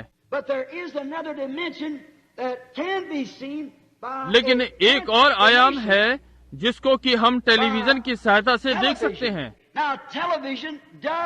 देखिए, टेलीविजन चित्र नहीं बनाता। टेलीविजन तो उसको प्रकट करने की एक प्रणाली है, और टेलीविजन का पर्दा उसे पकड़ लेता है, परंतु चित्र तो वहाँ पहले भी उपस्थित था। जब आदम यहाँ था तो टेलीविजन यहाँ था। जब एलिया कार्मेल पर्वत पर था तो टेलीविजन वहाँ था। जब यीशु नासरी गलील की झील के किनारे चलता था तो वो टेलीविजन यहाँ था। परंतु आपने इसे अब खोजा है। उन्होंने पहले इसका विश्वास नहीं किया था। आपको इसे पाने की बहुत चाह रही होगी, जो कुछ इसी तरह बताए, परंतु अब ये सत्य हो गया है। और इसी प्रकार मसीह भी यहाँ है, परमेश्वर के दूत भी यहाँ हैं, और एक दिन उन 1000 वर्षों के दिनों में ये और भी किसी भी टेलीविजन से अधिक प्रत्यक्ष सिद्ध होंगे, क्योंकि वे अभी यहाँ हैं।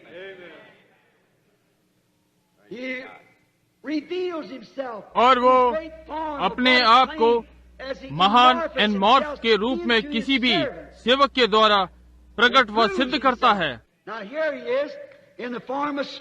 अब वो यहाँ पर आत्मा के रूप में है, और तब वो एनमॉर्फ के रूप में आता था। अब वो इब्राहिम पर एनमॉर्फ के रूप में प्रकट हुआ।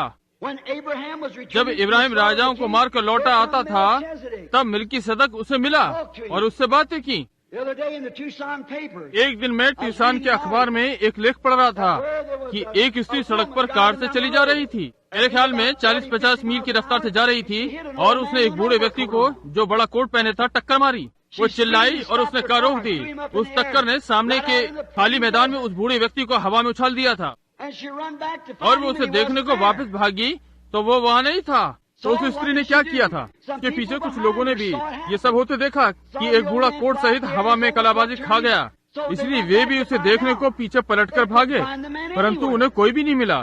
उन्होंने पुलिस बल को बुलाया और उन्होंने भी उस स्थान की जांच की और कुछ न पाया। हर व्यक्ति ने इस बात की गवाही दी कि कार धमाके के साथ टकराई और वो हवा में उछला और सबने देखा। और 2-3 कार सवारों ने इस बात की गवाही दी कि उन्होंने ऐसा होते देखा।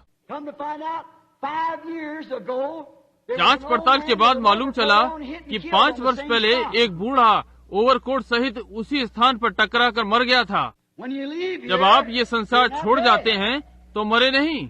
आप यदि पापी भी हैं तो एक बार वापस आना पड़ेगा ताकि आपके कामों का जो आपने शरीर में किए हैं न्याय किया जाए। यदि ये पृथ्वी का सा डेरा गिराया जाएगा तो हमारे लिए एक प्रतीक्षा कर रहा है। एनमॉफ, यही वो शब्द है। अब परमेश्वर इस स्थिति से, ये स्थिति जो उसने उत्पन्न की, बाद में वो शारीरिक यीशु बना। कहाँ से? अपनी उस आदि आत्मा से। जब वो वचन बना, अपने को बाहर निकाला। वचन ने अभी तक अपने आप को नहीं बनाया, वो तो केवल बोला गया एनमॉर्फ। आज में वो शारीरिक बना। यीशु हम सब पापियों के बदले मृत्यु चखने के लिए मरणहार बना। जब इब्राहिम उससे मिला, वो मलकीसदक था। उसने अपने को यह प्रकट करना शुरू किया कि उसके सारे गुण अंत में क्या करेंगे। इब्राहिम के सारे पुत्र, विश्वास के सारे पुत्र, वो भी यही करेंगे। परंतु मैं देखना चाहता हूँ कि हमें कैसे आना चाहिए। हम उसको यहाँ रूत में और बोआज में भी देखते हैं, एक करीबी छुड़ाने वाला रिश्तेदार के रूप में, किस प्रकार से उसको शरीर में आना था। अब हम उसके गुण देखते हैं कि उसके आत्मा के पुत्रों ने अभी तक वचन रूपी शरीर में प्रवेश नहीं किया, केवल थिफोनी। ये शरीर वचन के और दृढ़ संकल्प के अधीन है और उस सच्चे शारीरिक बदलाव की प्रतीक्षा में है। और अब उसके और आपके पुत्र होने की भिन्नता समझे। वो आदि में वचन था, एक एनमॉर्फ शरीर। वो उस रूप में आकर मलकीसदक व्यक्ति के रूप में रहा। तब बाद में फिर कभी वो उस रूप में नहीं सुना गया, क्योंकि वो यीशु मसीह बन गया। मलकीसदक याजक था, परंतु वो यीशु मसीह बन गया। और आप उस स्थिति से हटकर निकल गए, क्योंकि उस रूप में वो सब कुछ जानता है। और आप अब भी आप उसको नहीं जान पाए। आप आदम की तरह आए, मेरी तरह। आप परमेश्वर के गुण से सीधे शरीर में आए कि परखे जाएं। परंतु जब ये जीवन यहाँ समाप्त हो जाएगा, यदि ये पृथ्वी का डेरा गिराया जाएगा, तो हमारे लिए एक और है जो प्रतीक्षा कर रहा है। यही जहाँ हम जाते हैं, यही वचन है। तब हम पीछे मुड़कर देख सकते हैं कि हमने क्या किया है। अभी हम ये नहीं समझते हैं। हम कभी भी वचन नहीं बने हैं। हम शारीरिक मनुष्य बने हैं, न कि वचन। परंतु और अब आप साफ देख सकते हैं, और आपको ये बात साफ हो गई है कि यदि आप आदि विचारों में नहीं थे तो आप वचन नहीं बन सकते। ये परमेश्वर की ओर से पहले चुन लिए जाने को सिद्ध करता है। समझे? आप वचन बन ही नहीं सकते जब तक आप विचार ना हो। आपको पहले विचारों में होना अवश्य है। परंतु आप समझिए कि आपको परीक्षाओं में पढ़ने के लिए थिफोनी को छोड़कर सीधे यहाँ शरीर में पाप के द्वारा परखे जाने के लिए आना पड़ा। और तब यदि आप पाप पिता ने जो मुझे भी दिया है वो मेरे पास आएगा और मैं उसे अंतिम दिन जिला उठा खड़ा करूंगा। देखिए, आपको पहले होना ही है। और तब आप देखते हैं कि वो गुण से सीधे यहाँ आ गया। इस सृष्टि के बनने से पहले उसका नाम मेमने की जीवन की पुस्तक में था। तब वो उससे वचन बन गया, फिर थियोफनी जो कि प्रकट हो सकता था और गायब भी हो सकता था। और तब वो शरीर में आया और जी उठकर उसी महिमा युक्त शरीर दशा में वापस चला गया। परंतु आप उस थियोफनी दशा को एक और छोड़कर सीधे शारीरिक मनुष्य बन गए। ताकि पाप के द्वारा परखे जाएं। और यदि ये पृथ्वी का डेरा गिराया जाए तो हमारे पास पहले ही एक और प्रतीक्षा में है। अभी हमारे पास डेरे नहीं है, परंतु देखिए, जब ये शरीर परमेश्वर की आत्मा को ग्रहण करता है, तब ये अविनाशी जीवन जो हमारे अंदर है, इस शरीर को परमेश्वर के अधिकार में ले लेता है। हालेलुया! वो जो परमेश्वर से उत्पन्न हुआ है, वो पाप नहीं कर सकता, वो पाप कर ही नहीं सकता। रोमियो 8:1। इसलिए आप जो मसीह में हैं, उन पर दंड की आज्ञा नहीं। वो शरीर के अनुसार नहीं चलते, परंतु आत्मा के अनुसार चलते हैं, और वो आप हैं। देखिए, वो आपके शरीर को अधीनता में ले लेता है।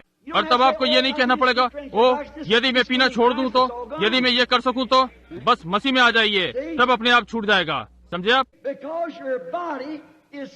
क्योंकि आपका शरीर आत्मा के अधीन है, और अब वो संसार की वस्तु के अधीन नहीं, वो सब मरी हुई हैं, अब वो मर चुकी हैं, और आपके पाप बपतिस्मे में गाड़ दिए गए हैं, और आप मसीह में नई सृष्टि हैं, और आपका शरीर आत्मा के अधीनता में है और सही जीवन जीने का प्रयत्न करता है।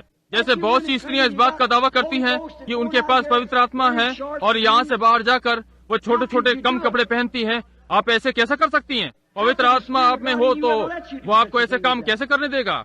वो ऐसा तो हो ही नहीं सकता। सही में ऐसा नहीं हो सकता। वो गंदा आत्मा नहीं है, वो पवित्र आत्मा है। और तब जब आप इस आत्मा के अधीन हो जाते हैं, तो वो आपके पूरे अस्तित्व को अपने अधीन कर लेता है। और वो आत्मा इस संसार में कुछ नहीं, केवल वचन बीज का प्रकट होना या जीवन देने वाला जो जीवित कर देता है। हालेलुया! और जब बाइबल कहती है ये मत करो, तो ये शरीर तुरंत उधर से हटकर वचन की ओर मुड़ जाता है, और कोई प्रश्न नहीं होता। और ये क्या है? ये हमारे जी उठने का दृढ़ संकल्प है, और ये शरीर फिर से जी उठेगा, क्योंकि ये पहले से ही आरंभ हो चुका है।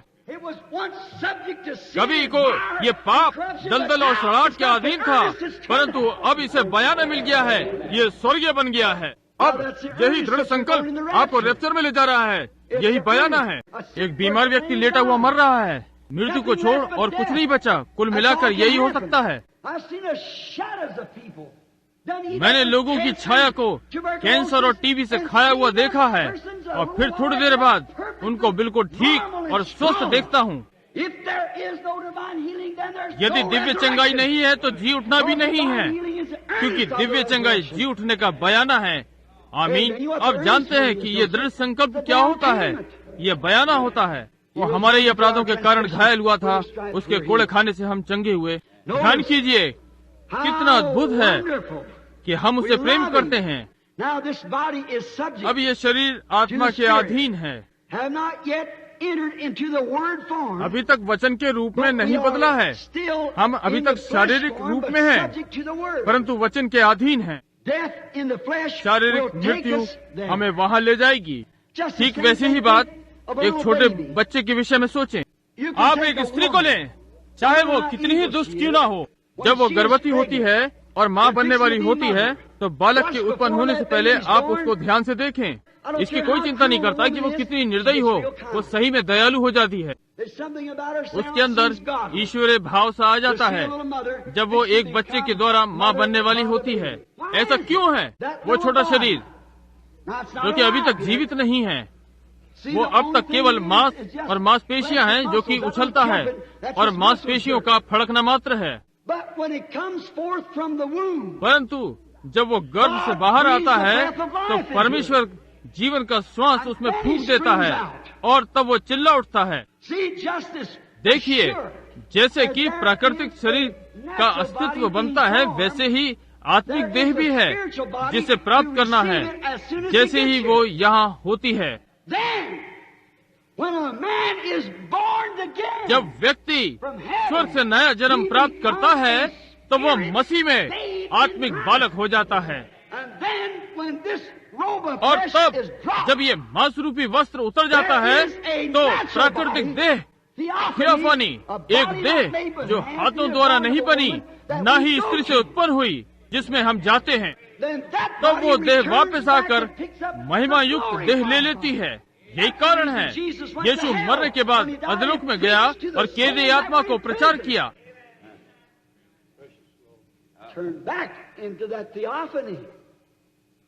थियोफनी में वापस आ गया। ओह कितना बढ़िया, परमेश्वर का धन्यवाद हो। दूसरा कुरिन्थियों 5:1, यदि ये पृथ्वी का शरीर गिराया जाएगा, ये पृथ्वी का डेरा, तो हमारे पास एक और है। देखिए, जब परमेश्वर से सीधे निकले तो उसे एक और छोड़ते हुए आए। ये उसका गुण शरीर बना, जिसे परीक्षाओं में पढ़कर पाप से परखा जाए, जैसे आदम ने किया।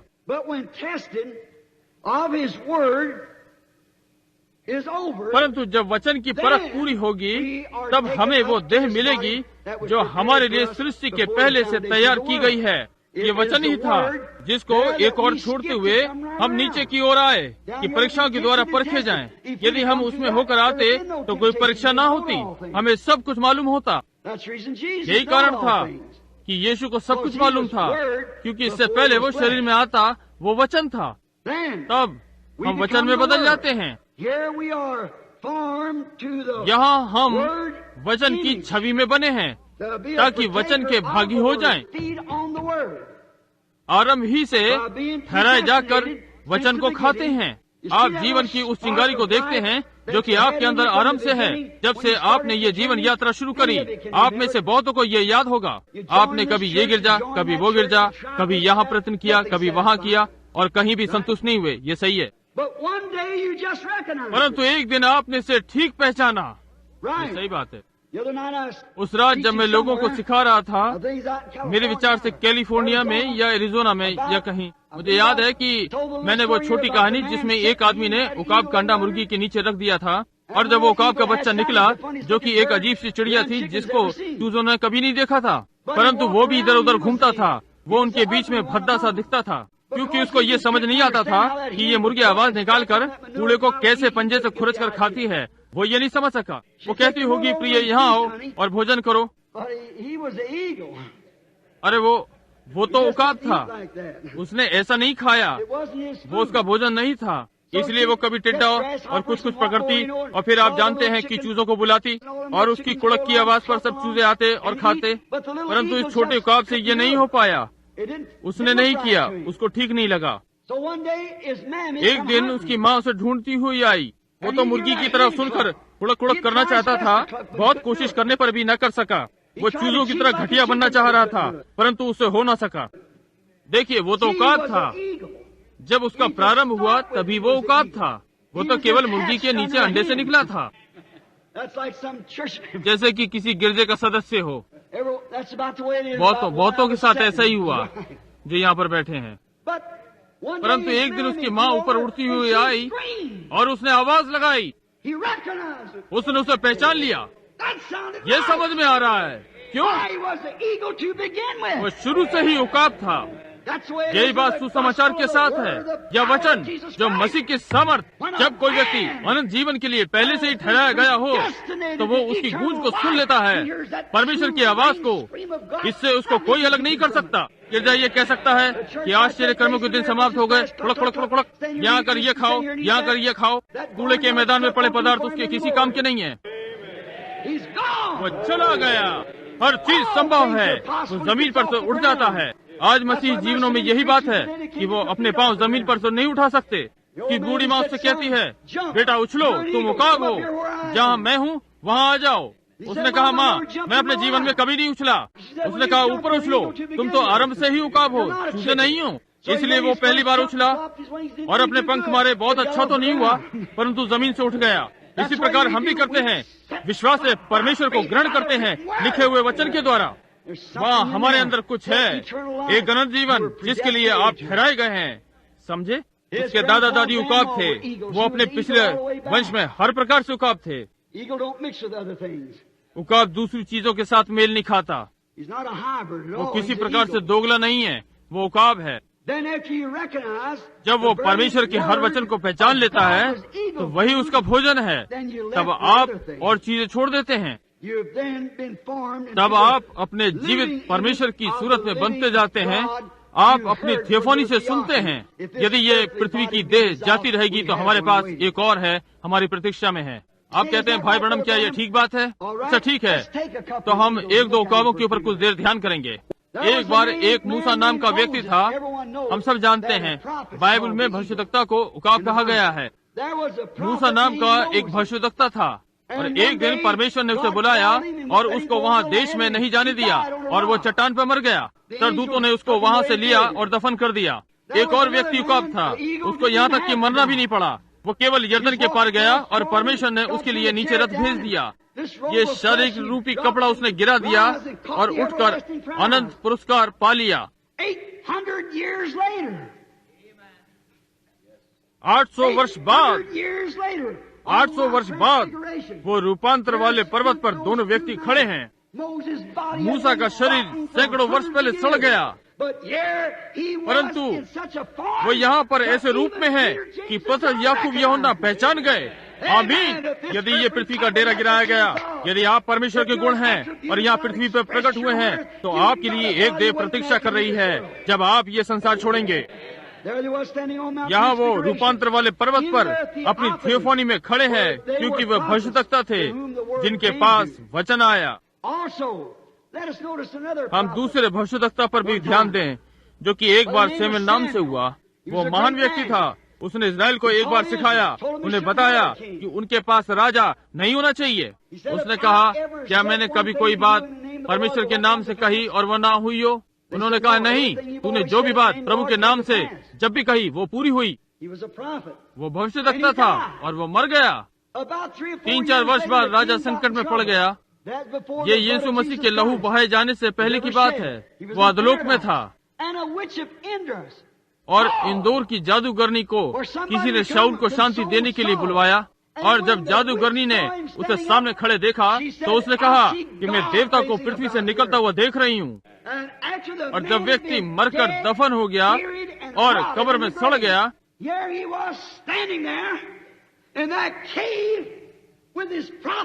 और वो वहाँ अपने भविष्यवक्ता के वेशभूषा में अब भी भविष्यवक्ता है। आमीन। क्योंकि उसने कहा कि तूने क्यों मुझे मेरे विश्राम से बुलाया? देख, तू परमेश्वर का शत्रु हो गया है। की भविष्यवाणी पर ध्यान दें। कल रात इस समय तू मेरे साथ होगा। यद्यपि वो अपना शरीर छोड़ चुका है, फिर भी वो भविष्यवक्ता है। देखिए, वो यहाँ आकर परमेश्वर के वचन का भाग हो गया और वो शरीर से निकलकर उस शरीर में आ गया जो उसके लिए संसार के रचने से पहले तैयार किया गया था। वो थियोफानी में प्रवेश कर गया, जो कि वचन था। समझे आप? जब विश्वासी यहाँ से वापस जाता है तो वो वहीं प्रवेश कर जाता है। तब इस प्रकार से वो पर्दा उठ जाता है। आप देखिए कि आप वचन भी हैं जब उसमें प्रवेश कर जाते हैं। जैसे थोड़ी देर पहले मैंने आपको छोटे बच्चे के विषय में बताया था। अब ध्यान दें, परमेश्वर की महिमा हो कि इन प्रार्थना में मोहरों के खुलने के द्वारा मैं ये सब जान पाया। अब मल्कीसेदेक का सच्चा प्रकाशन सामने दिखता है। वो परमेश्वर था, शरीर बनने से पहले वचन था। परमेश्वर जो वचन है उसको ही होना था। उसके समान और कोई अमर नहीं हो सकता। देखिए, मेरे पास माता पिता हैं, आपके पास भी हैं। यीशु के पास पिता माता थे, परंतु इस व्यक्ति के पास कोई पिता नहीं, कोई माता नहीं थी। यीशु का एक समय था जब उसका आरंभ हुआ था, इसका कोई आरंभ नहीं था। यीशु ने अपना जीवन दे दिया। ये नहीं कर सकता था क्योंकि ये जीवन था। ये तो हर समय अपने में एक सा था। मुझे आशा है परमेश्वर ने आप पर इस मनुष्य को जो सदा एक सा रहता है प्रकट किया है। उसकी पदवी पर ध्यान दें। धर्म का राजा, इब्रानियों 7:2, धर्म का राजा और शांति का राजा, वो दो राजाओं हैं। अब ध्यान दें, इब्रानियों 7:2, धर्म का राजा और शांति का भी राजा, वो वहाँ दो राजाओं में है। और जब से वो शरीर बना और उसने वो शरीर ग्रहण किया जो प्रकाशित वाक्य 21:16 में है, वो राजाओं का राजा कहलाया। वो सब तीनों को मिलाकर सब में है। देखा, परमेश्वर राजा, परमेश्वर थियोफनी, परमेश्वर यीशु, वो राजाओं का राजा है। उसमें सब कुछ मिलता है, जैसे कि जीव, शरीर और आत्मा सब उसमें आकर एक हो जाते हैं। वो पिता भी है जो सबसे पहले था, पुत्र और पवित्र आत्मा, धर्म का राजा, आत्मा का गुण, थियोफनी, शांति का राजा, थियोफनी, और शरीर में राजाओं का राजा। वही एक व्यक्ति, जब मूसा ने उसे निर्गमन 33:2 में देखा तो वो थियोफनी था। मूसा परमेश्वर को देखना चाहता था, वो उसकी आवाज सुनता था, उसको सुनता था, उससे बातें करता था। उसने उसे झाड़ी में बड़े आग के खंभे के साथ देखा था और उसने कहा, तू कौन है? मैं जानना चाहता हूँ तू कौन है। मूसा ने कहा, मैं चाहता हूँ यदि तू मुझे देखने दे, मैं तेरे मुख का दर्शन करना चाहता हूँ। उसने कहा, कोई मनुष्य मेरे मुख का दर्शन नहीं कर सकता। उसने कहा, मैं अपने हाथ तेरी आंखों पर रखूंगा और मैं पास से होकर निकलूंगा, तब तू मेरी पीठ देखेगा, परंतु मेरा मुख नहीं। समझे? और जब उसने ऐसा किया तो वो मनुष्य की पीठ थी, वो थियोफनी था। तो वचन जो मूसा के पास आया, मैं हूँ, जो कि वचन था। वचन मूसा के पास जलती झाड़ी में आग के खंभे के रूप में आया, वो मैं हूँ था। जैसे कि वचन थियोलॉजी, बल्कि थियोफनी, मुझे क्षमा करें, वो बलूत के पेड़ तले इब्राहिम के पास मनुष्य के रूप में आया। अब हम वहाँ देखें, वहाँ इब्राहिम के पास एक मनुष्य आया और वो तीनों बलूत के पेड़ के नीचे बैठ गए, वो तीनों। और ध्यान दें, जब वो इब्राहिम से बात कर चुका, वो क्यों आया? इब्राहिम ही एक था जिसके पास प्रतिज्ञा थी और पुत्र के आने का संदेश था, और वो परमेश्वर के वचन वाला भविष्यवक्ता भी था, जो कि परमेश्वर के वचन का विश्वास करता था, और कोई भी चीज जो उसके विरोध में हो तो वो ऐसे समझता था कि वो मानव है ही नहीं। देखिए वचन कितना सिद्ध होता है। वचन भविष्यवक्ता के पास आया। देखिए परमेश्वर थियोफनी में था और बाइबल ने कहा वचन भविष्यवक्ता के पास आता है, और यहाँ वचन थियोफनी में था। आप कहते हैं वो क्या परमेश्वर था? इब्राहिम ने कहा वो था। उसने कहा उसका नाम था, उसने उसे एलोहिम कहा। उत्पत्ति 1 में आपको मिलेगा, आदि में एलोहिम ने आकाश और पृथ्वी की सृष्टि की। उत्पत्ति 18 में हम पाते हैं कि इब्राहिम ने उस व्यक्ति से जो वहाँ बैठा था उससे बात करी, जो उसके हृदय की गुप्त बातों को बता सकता था, जिसने उसे बताया कि सारा उसके पीछे बैठी क्या सोच रही थी। इब्राहिम ने कहा ये एलोहिम है, वो थियोफनी रूप में था। समझे आप? ध्यान दें, बाद में अब हम पाते हैं कि वो तब थियोफनी रूप में था। उसने उसे प्रभु परमेश्वर एलोहिम कहा। अब उत्पत्ति 18 में हम इसे बिल्कुल सही पाते हैं। अब ध्यान दें, इब्राहिम वहाँ तीनों एक साथ थे, परंतु जब इब्राहिम तीनों से मिला उसने कहा मेरे प्रभु। परंतु लूत जब नीचे सादोम में था, उनमें से 2 वहाँ नीचे गए और लूत ने उन दोनों को आते देखा और कहा मेरे प्रभु हो। देखिए मामला क्या है। पहली बात कि लूत भविष्यवक्ता नहीं है, ये ठीक बात है, या ना ही वो उस समय का विशेष दूत है, इसलिए उसके पास उसका प्रकाशन नहीं है। ये बिल्कुल ठीक बात है। लूत उन्हें प्रभु कहता है, यदि वो दर्जन भी होते तब भी प्रभु कहता। परंतु कोई बात नहीं, इब्राहिम को कितने भी दिखें तब भी वो एक ही प्रभु है, वहाँ परमेश्वर है। यही मलकीसेदक है। ध्यान दें, लड़ाई समाप्त हो जाने के बाद मलकीसेदक ने अपने विजयी बालक को भोज दिया। इसको सोचिए, अपना स्वयं का भाग। अब भोज को ध्यान में रखकर इसके प्रतीक को हम देखना चाहते हैं। युद्ध के पश्चात उसने अपने आप को दिया, क्योंकि प्रभु भोज मसीह का भाग है। और जब संघर्ष समाप्त हो जाता है तो जो कुछ आपने किया वो पूरा हो जाएगा। तब आप मसीह के भाग होते हैं, इस अस्तित्व के भाग हो जाते हैं। समझे आप? याकूब पूरी रात संघर्ष करता रहा और उसको तब तक ना छोड़ा जब तक उसने उसे आशीषित नहीं कर दिया। ये ठीक है। जीवन के लिए संघर्ष, और जब संघर्ष समाप्त हो जाता है तब परमेश्वर अपने को आपको देता है। यही सच्चा प्रभु भोज है। रोटी का छोटा टुकड़ा और वेफर केवल उसका प्रतिनिधित्व करते हैं। जब तक आप संघर्ष करके परमेश्वर का भाग ना बन गए हों, आपको इसमें भागी नहीं होना चाहिए। याद रहे, इस समय तक प्रभु भोज स्थापित नहीं हुआ था। ये तो सैकड़ों और सैकड़ों वर्षों पहले, जब तक यीशु मसीह मरे नहीं थे। परंतु मलकीसदक अपने बालक इब्राहिम की विजय पाने के बाद ही मलकीसदक उसको मिला और उसे रोटी और दाखमधु दिया। ये इस बात का प्रतीक है, जब पृथ्वी का ये संघर्ष समाप्त हो जाएगा, हम उससे स्वर्गीय स्थानों में मिलेंगे और फिर से प्रभु भोज लेंगे। ये विवाह भोज होगा।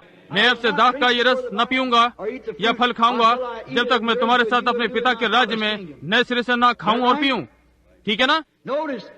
फिर ध्यान दें, इससे पहले कि इब्राहिम घर वापस जाता, मलकीसदक उससे मिलने आया। कितना सुंदर प्रतीक है हमारे पास। इससे पहले इब्राहिम लड़ाई के बाद घर वापस जाता, मलकीसदक इब्राहिम से मिल रहा है। इससे पहले हम घर पहुंचे, हम यीशु से हवा में मिलते हैं। ये ठीक है। दूसरा थिस्सलुनीकियों हमें बताता है कि हम उससे हवा में मिलेंगे। कितना सुंदर प्रतीक है, जब मैदान में दिन के ठंडे के समय रिबका और इसाक का मिलन हो रहा है। दूसरा थिस्सलुनीकियों ऐसा बताता है, हम उससे हवा में मिलेंगे। तब हम जो जीवित हैं और बचे रहेंगे तो उन सोए हुए से कभी आगे न बढ़ेंगे, क्योंकि परमेश्वर की कुड़ी फूंकी जाएगी तो जो मसीह में मरे हैं पहले वो उठेंगे। हम जो जीवित हैं और बचे रहेंगे उनके साथ मिलकर उठाए जाएंगे कि प्रभु से हवा में मिलें। सही इन प्रतीकों के अनुसार। इसलिए थिफानी, यदि आप मर जाते हैं और थिफानी में प्रवेश कर गए तो क्या होता है? थियोफनी पृथ्वी पर आकर उद्धार पाई हुई देह को उठा ले जाती है। और यदि आप यहाँ हवा में हैं तो आप इस देह को लेकर थिफानी से मिलते हैं। समझे आप? और हवा में उठाए जाकर प्रभु से मिलेंगे। ये मलकीसदक कौन है? केवल परमेश्वर। अब हम यहाँ पर साफ साफ पूरी तरह से अपने जीवनों के भेद को, जो हमारी इस यात्रा में है, और मृत्यु के पश्चात हम कहाँ जाते हैं, इन सब बातों को देखते हैं। और पहले से चुन लिया जाना भी अब यहाँ साफ स्पष्ट है। अब जब हम इसे खोलकर बताते हैं तो ध्यान से सुनिए। अपनी अनंत मनसा के भेदों में उसने जो स्थितियां रखी हैं, अब वो प्रकट हो चुकी हैं। ध्यान दें, अब भी 3 स्थितियां सिद्धता के लिए हैं। जिस प्रकार से वो संसार को छुड़ाता है, उसी प्रकार वो अपनी कलीसिया को छुड़ाता है। वो लोगों को 3 चरण स्थितियों में से होकर छुड़ाता है। अब देखिए, पहले वो न्यायोचित ठहराता है, जैसा लूथर ने प्रचार किया। दूसरा, पवित्रीकरण, जैसे वेस्ली ने प्रचार किया। तीसरा, पवित्र आत्मा का बपतिस्मा। ये ठीक है। तब हवा में उठा लिया जाना आता है। अब संसार, उसने संसार को कैसे छुड़ाया? पहले उसने क्या किया? जब इसमें पाप हुआ, उसने पानी के बपतिस्मे से इसे धो दिया। ये ठीक है। तब उसने क्रूस पर से इस पर अपना लहू गिराकर इसका पवित्रीकरण किया और इसे अपना कहा। और तब वो क्या करता है?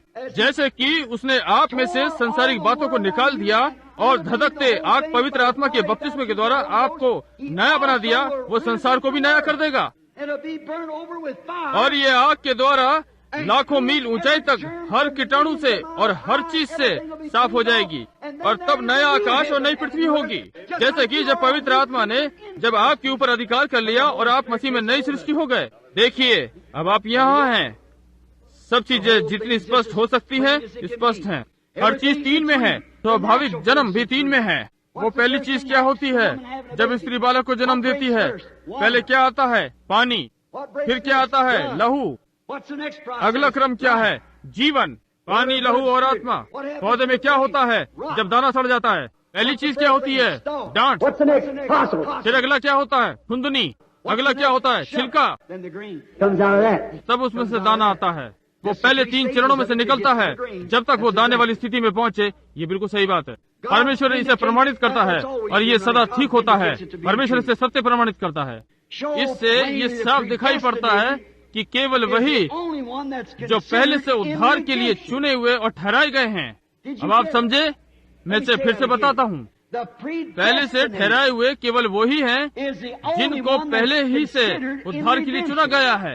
लोग ऐसा सोच सकते हैं कि वे हैं, परंतु सही छुटकारा उनका है जो पहले से ठहराए गए हैं, क्योंकि शब्द छुड़ाने का अर्थ है कि पहली स्थिति में लाना। क्या ये ठीक है? किसी चीज को छुड़ाना, किसी भी चीज को छुड़ाकर उसे उसकी पहली मूल स्थिति में लाना। हालेलुया! इसलिए जो पहले से ठहराए हुए हैं वही वापस लाए जाएंगे, क्योंकि दूसरे उस स्थान से आए ही नहीं। समझे? वापस लाना वो तो अनंतता के अस्तित्व में आरंभ से ही है। अनंत जीवन जो आपके पास है वो उसका विचार है जो आप थे। वो तो केवल आप ही को चाहता है। जैसा कहे कि वो मुझे ही चाहता था कि मैं पुलपिट पर खड़ा हूँ, और आज रात वो आप ही को चाहता था कि आप कुर्सी पर बैठें। अब हम उसकी अनंत मनसा को पूरा करते हैं, और वो जो घरों पर रह गए हैं वो केवल पृथ्वी पर उसकी इच्छा पूरी करने आए हैं। क्या यह ठीक है? अच्छा, ठीक है। तब जब ये पूरा हो जाएगा तब ये वापस महिमा की स्थिति में लाया जाता है, और ये पूरी प्रकार से सिद्ध होकर वापस लाया जाता है। इसमें कोई आश्चर्य नहीं। जब वो स्थान बनाया जा रहा था जहाँ उसका सर काटा जाना था, तो पौलुस कह सकता था, उसने कहा, ओ मृत्यु तेरा डंक कहाँ रहा, ओ कब्र तेरी जय कहाँ रही। परंतु परमेश्वर का धन्यवाद हो, हमें ये जय देता है। उसने कहा, मृत्यु तू मुझे बता कि तू मुझे कैसे परेशान कर सकती है। कब्र तू मुझे बता कि तू मुझे कैसे रोके रख सकती है, क्योंकि मैं तो अनंत जीवन का अधिकारी हूँ। आमीन। उसने से पहचान लिया है। मृत्यु, अधलोक, कब्र उसका कुछ नहीं बिगाड़ सकते। जिन्हें अनंत जीवन मिला है उन्हें कोई भी हानि नहीं पहुँचा सकता। वो ये अनुभव कर चुका है कि वो अनंत जीवन से आशीषित है, जैसे कि छोटी सी ओस की बूंद। यदि मैं समझता हूँ तो मैं रसायन विज्ञान के विषय में अधिक नहीं जानता, परंतु ये नमी या वायुमंडल का जमना होना चाहिए। और जब रात अंधेरी और ठंडी हो जाती है तब ये आकाश से मैदान पर गिरती है। ये कहीं से आती है, परंतु अगली प्रातः सूर्य निकलने से पहले वो छोटी चीज वहाँ पड़ी हुई ठंडाती रहती है, परंतु सूर्य के निकलते ही देखिए वो चमकने लगती। ये प्रसन्न है। क्यों? क्योंकि सूर्य इसको वहीं वापस बुला रहा है जहाँ से वो आई थी, और ऐसे ही एक मसीह के साथ होता है। हालेलुया! हम जानते हैं जब हम परमेश्वर के समक्ष जाते हैं, कोई चीज हमें ये बताती है कि हम कहीं से आए हैं और हम किसी सामर्थ के द्वारा खींचते हुए वापस जा रहे हैं। वो छोटी ऊस की बूंद चकमगाती है और चमकती है और चिल्लाती है, क्योंकि उसे पता है कि वो ऊपर से आई है और सूर्य उसे वापस वहीं ले जाने वाला है। वो मनुष्य जो परमेश्वर का गुण है, जो परमेश्वर से उत्पन्न हुआ है, वो जानता है, हालेलुया, जब वो परमेश्वर के पुत्र के संपर्क में आता है तो एक दिन वो यहाँ से वापस चला जाएगा। यदि मैं पृथ्वी पर से ऊंचे पर उठाया गया तो मैं सबको अपने पास खींच लूंगा। आमीन। अब ध्यान दें, अब मलकीसिदक को देखते हैं और क्यों मरियम उसकी माता नहीं थी।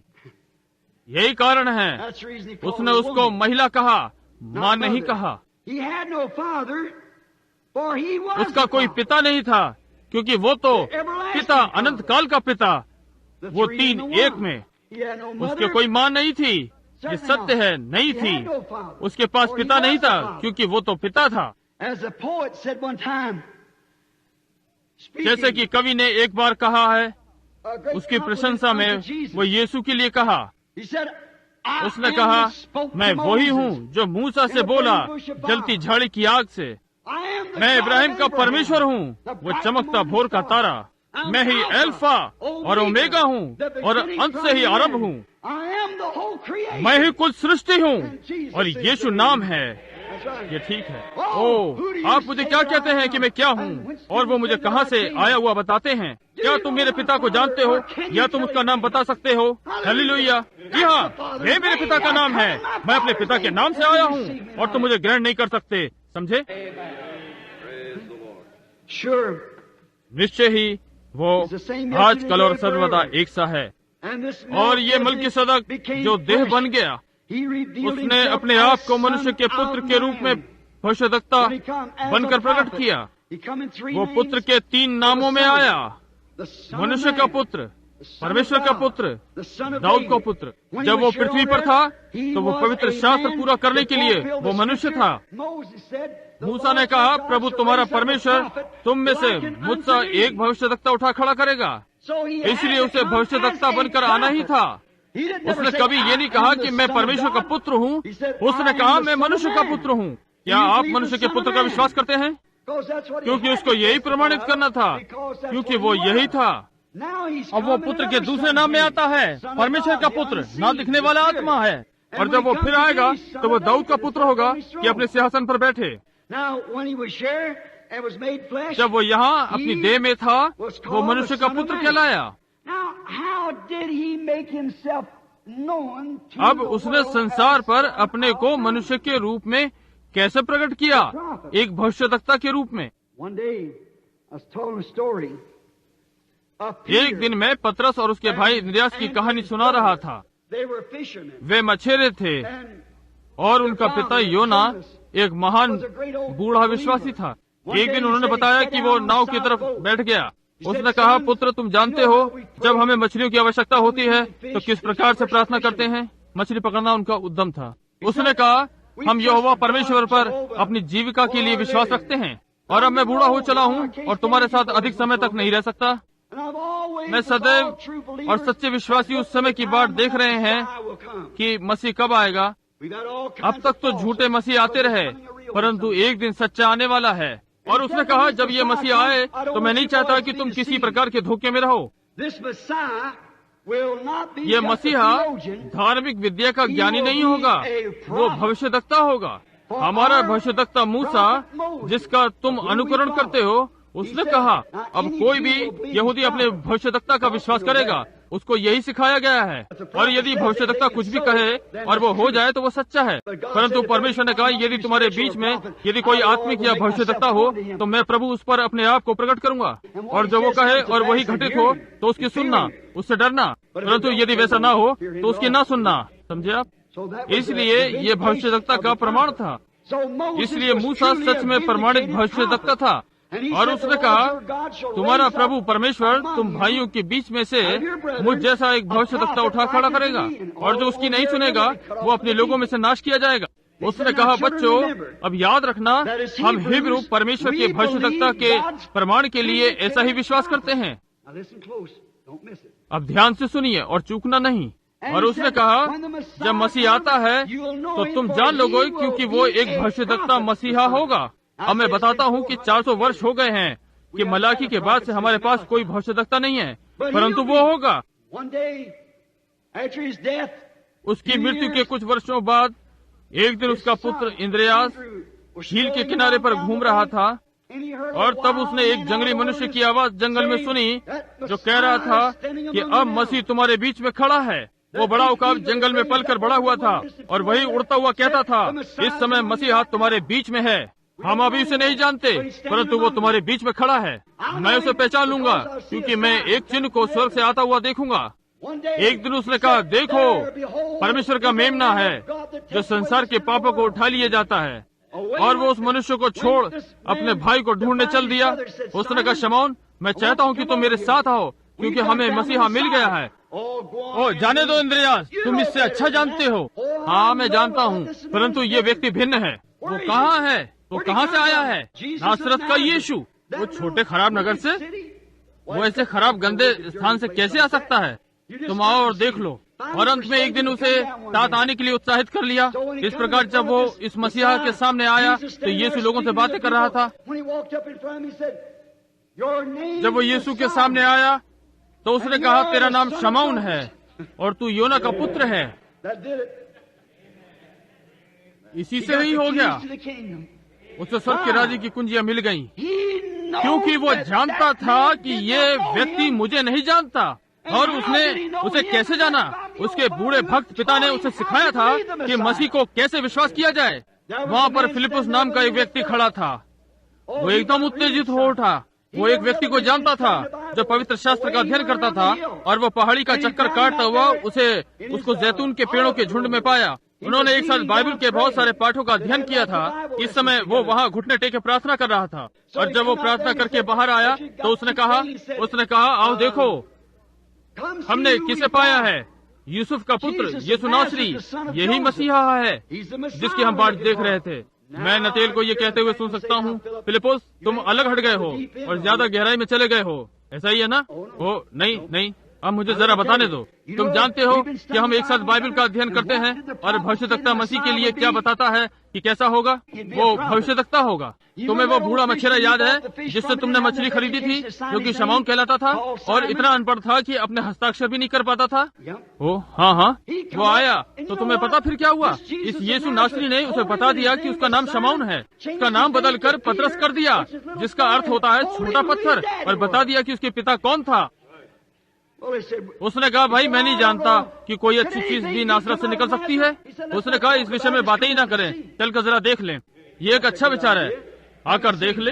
तो फिलिपुस नतेल को लेकर आता है, और जब वो चलता आ रहा था तब शायद यीशु पंक्ति में खड़ा हुआ बीमारों के लिए प्रार्थना कर रहा था। और जब वो वहाँ पहुँचा जहाँ यीशु था, तो यीशु ने उसकी ओर देखकर कहा, देखो ये इजरायली है जिसमें कोई कपट नहीं है। अब आप कहते हैं कि वो तो उसकी वेशभूषा ही ऐसी थी। ओ ऐसा नहीं, वो पूर्वी लोग एक ही वेशभूषा पहनते थे। वो सीरियन भी हो सकता था या कुछ और भी, दाढ़ी और कपड़े। उसने कहा देखो एक इजरायली जिसमें कोई कपट नहीं, यानी कि एक ईमानदार और वफादार व्यक्ति।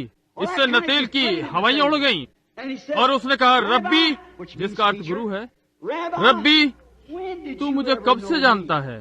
तुझे कैसे पता कि मैं यहूदी हूँ? तुझे कैसे मालूम हुआ कि मैं ईमानदार हूँ और निष्कपट हूँ? उसने कहा इससे पहले कि फिलिपुस ने तुझे बुलाया, जब तू पेड़ के नीचे था मैंने तुझे देखा। 15 मील गांव के पीछे एक दिन पहले उसने क्या कहा? रब्बी तू परमेश्वर का पुत्र है, तू इजराइल का राजा है। परंतु वहाँ अपनी ही तरह के, अपनी ही हठधर्मी में याजक लोग खड़े थे, कह रहे थे ये व्यक्ति बालजबूल है, भाग्य बताने वाला है। यीशु ने कहा मैं इसके लिए तुम्हें क्षमा करूंगा। अब ध्यान रहे, उन्होंने ये चिल्लाकर नहीं कहा, उन्होंने अपने हृदय में कहा, और उसने उनके विचार जान लिए। ये ठीक बात है, बाइबल यही बताती है। यदि आप चाहे तो टेलीपैथी कहें, परंतु उसने उनके विचार जान लिए। और उसने कहा मैं तुम्हें इसके लिए क्षमा करता हूँ, परंतु एक पवित्र आत्मा आने वाला है और यही काम करेगा। उसके चले जाने के बाद उसके विरोध में एक भी शब्द ना तो इस संसार में या आने वाले संसार में क्षमा होगा। क्या ये ठीक है? अब वो यहूदी था, तब एक दिन उसको सामरिया जाना अवश्य था। परंतु इससे पहले हम उस स्त्री को देखें, वो व्यक्ति जिसके पास वो सुंदर फाटक पार करके गया और वो वहाँ चंगा हो गया, और यीशु उसकी स्थिति जान गया और उससे कहा अपना बिछौना उठा और अपने घर चला जा, और उसने यही किया और वो चंगा हो गया। तब हम कुछ यहूदियों को देखते हैं, कुछ ने उसे ग्रहण किया, कुछ ने विश्वास किया, कुछ ने नहीं। उन्होंने क्यों नहीं इसका विश्वास किया? वो जीवन के लिए ठहराए हुए नहीं थे, वे उसके गुण या भाग नहीं थे। अब याद रखिए वे याजक और महान व्यक्ति थे, और यीशु उन धर्म पंडितों और याजकों के विषय में सोचिए, वो व्यक्ति जिनके जीवन में आप छोटी सी भी त्रुटि नहीं पा सकते। यीशु ने कहा तुम अपने पिता शैतान से हो और उसी के कार्य करते हो। कहा यदि तुम परमेश्वर से होते तो मेरा विश्वास करते, यदि तुम मेरा विश्वास नहीं कर सकते तो मेरे कामों का विश्वास करो जो मैं करता हूँ। वे गवाही देते हैं कि मैं कौन हूँ। अब बाइबल बताती है कि यीशु कल, आज और सर्वदा तक एक सा है। यीशु ने कहा जो काम मैं करता हूँ वो काम वो भी करेगा जो मुझ पर विश्वास रखता है। ये ठीक है। ध्यान दें कि वो अब वास्तविक मलकीसेदक था। फिर से ध्यान दें, लोगों की केवल 3 जातियां थीं। आपने मुझे कहते सुना होगा मैं वर्गवादी था और मैं हूँ। सारे मसीही वर्गवादी होते हैं, रंगों के पृथकवादी नहीं, परंतु आत्माओं के पृथकवादी होते हैं। एक व्यक्ति के खाल के रंग से उसका कुछ मतलब नहीं, वो जन्म से ही परमेश्वर की संतान है। परंतु एक मसीह के लिए परमेश्वर ने कहा मेरे लिए अलग हो और उन लोगों में से निकल आओ, वगैरह वगैरह। वो पृथकवादी है गंदगी के लिए, सही और गलत में। परंतु ध्यान दें उनमें भेदभाव थे, एक जातीय भेदभाव जो कि सामरियों से था। यदि हम बाइबल का विश्वास करें तो पृथ्वी पर 3 जातीय लोगों की थीं, जो कि हाम, शेम और जापत के लोग थे। नूह के ये 3 बेटे थे और हम सब उन्हीं में से निकले हैं। ये ठीक है, ये पीछे आदम से है, जिससे कि हम सब आपस में भाई हो जाते हैं। बाइबल कहती है एक ही लहू से परमेश्वर ने सब जातियों की सृष्टि की है। लहू की धारा में हम सब भाई हैं। एक काले व्यक्ति गोरे व्यक्ति को अपना लहू दे सकता है या उसका उल्टा। गोरा व्यक्ति पीले जापानी को या रेड इंडियन या कोई और जो भी हो उसे दे सकता है। वो अपना लहू दान दे सकता है, क्योंकि हम सब एक ही लहू से हैं। हमारी खाल के रंग से जहाँ भी हम रहते हैं इससे कोई मतलब नहीं है। परंतु जब हम संसार से निकल आते हैं तो हम वर्गीकृत हो जाते हैं, जैसे वो इजराइल को मिस्र से निकाल लाया। यही है जब हम संसार की वस्तुओं से अलग हो जाते हैं। तब वहाँ हेम, शेम और यापेत के लोग थे। और यदि हमारे पास समय होता कि हम पीछे उनकी वंशावली को देख सकते थे कि एंग्लो सैक्सन कहाँ से आए हैं। वो यहूदी थे, सामरी वे थे जो आधे यहूदी और अन्य जाति थे, जिन्होंने बालाम के कर्मों में अन्य जाति मुआबियों से विवाह किया। वे सामरी और यहूदी और अन्य जाति थे। अब हम एंग्लो सैक्सन लोगों का इन लोगों से कुछ मतलब नहीं। हमने किसी मसीह पर विश्वास नहीं किया, कहीं किसी पर नहीं। हम उसकी राह नहीं देख रहे थे। हमें तो बाद में सहभागी किया गया। यीशु अपनों में आया और उसके अपनों ने उसे ग्रहण नहीं किया। और उसने अपने शिष्यों से कहा, अन्य जातियों के पास ना जाना, परंतु इजराइल की खोई हुई भेड़ों के पास जाना। और वो केवल इजराइल की खोई भेड़ों के पास गया। और ध्यान दीजिए, उसने यहूदियों के सामने अपने को मनुष्य का पुत्र करके प्रकट किया और उन्होंने उसको ग्रहण नहीं किया। सामरी जो कि आधे यहूदी और आधे अन्य जाति थे, उन्होंने भी विश्वास किया और मसीह की राह देख रहे थे। हम नहीं देख रहे थे। हम मूर्ति पूजक अन्य जाति अपनी पीठों पर लकड़ी के लट्ठे मूर्तियां पूजने के लिए रहते थे। परंतु एक दिन यूहन्ना 4 उसको सामरिया से होकर अपने रास्ते यरीहो को जाना था, परंतु वो सामरिया होते हुए गया। और जब वो वहाँ जा रहा था तो शहर से बाहर एक कुएं पर बैठ गया। वो नगर सुखार कहलाता था। और यदि आप कभी वहाँ गए हों तो ये छोटा सुंदर दिखने वाला जैसा यहाँ है। और वो आम जनता के लिए पानी का स्रोत था जहाँ सब आते थे। एक प्रातः स्त्री अपने पानी के बर्तन के साथ आती है और वो एक अपने सिर पर और एक एक कमर की दोनों ओर रखकर बातें करती हुई सीधी बिना एक बूंद गिराए चली जाती थी। इसलिए वो लोग वहाँ आते थे। तो इस समय दिन के लगभग 11 बजे थे। इसलिए उसने अपने शिष्यों को नगर में कुछ भोज्य पदार्थ खरीदने को भेजा। और जब वो चले गए तो वहाँ एक स्त्री आई जो कि बदनाम थी। आजकल हम लोग खतरे वाली स्त्री या वैश्या कहते हैं। उसने कई पति किए थे। जब यीशु वहाँ बैठे हुए थे तब वो स्त्री लगभग 11 बजे आई। वो कुंवारी अच्छी स्त्रियों के साथ प्रातः धोने मांजने पानी के लिए उनके साथ नहीं आ सकती थी। उसको उनके बाद के लिए प्रतीक्षा करनी होती थी। वो आपस में आजकल की तरह नहीं मिलते थे। वो कलंकित थी, इसलिए वो तब पानी लेने के लिए आती थी। इसलिए उसने अपनी पुरानी रस्सी का कांटा घड़े में लगाकर उसे नीचे उतारने लगी। तभी उसने सुना कि कोई उससे कह रहा है कि हे नारी, मुझे पीने को पानी दे। अब याद रखें, ये मेल्किसेदक है, ये यीशु जो कल मनुष्य का पुत्र था। और उसने देखा तो एक यहूदी दिखाई दिया। इसलिए उसने कहा, श्रीमान, यहूदी के लिए यह ठीक नहीं कि वो किसी सामरी से कुछ मांगे। मैं सामरी स्त्री हूँ। आप अपनी सीमा से बाहर बोल गए। आपको मुझसे ऐसी चीज नहीं मांगनी चाहिए, क्योंकि हम लोग आपस में व्यवहार नहीं रखते। उसने कहा, यदि तू जानती कि कौन तुझसे बात कर रहा है तो तुम मुझसे पीने को मांगती। उसने कहा, तू कैसे पानी खींचता? कुआं गहरा है और तेरे पास पानी खींचने के लिए कुछ भी नहीं। उसने कहा, जो जल मैं दूंगा वो जीवन जल अनंत जीवन का सोता है। वो जब तक उसकी स्थिति न जान पाया तब तक बात करता रहा। ध्यान दीजिए, उसने उससे क्या कहा, जा और अपने पति को यहाँ बुला कर ला। और वो बोली, मेरा कोई पति नहीं है। उसने कहा, तूने सत्य कहा, क्योंकि तू 5 कर चुकी है और अब जिसके साथ तू अब रह रही है वो भी तेरा नहीं है। तो ये तूने सच ही कहा। इस स्त्री और याजकों के झुंड पर ध्यान दें। वो उन सब याजकों को मिलाकर उनसे अधिक जानती है। वो बोली, श्रीमान, मुझे जान पड़ता है कि तू भविष्यद्वक्ता है। वो बोली, पिछले 400 वर्ष से हमारे पास कोई भविष्यद्वक्ता नहीं आया।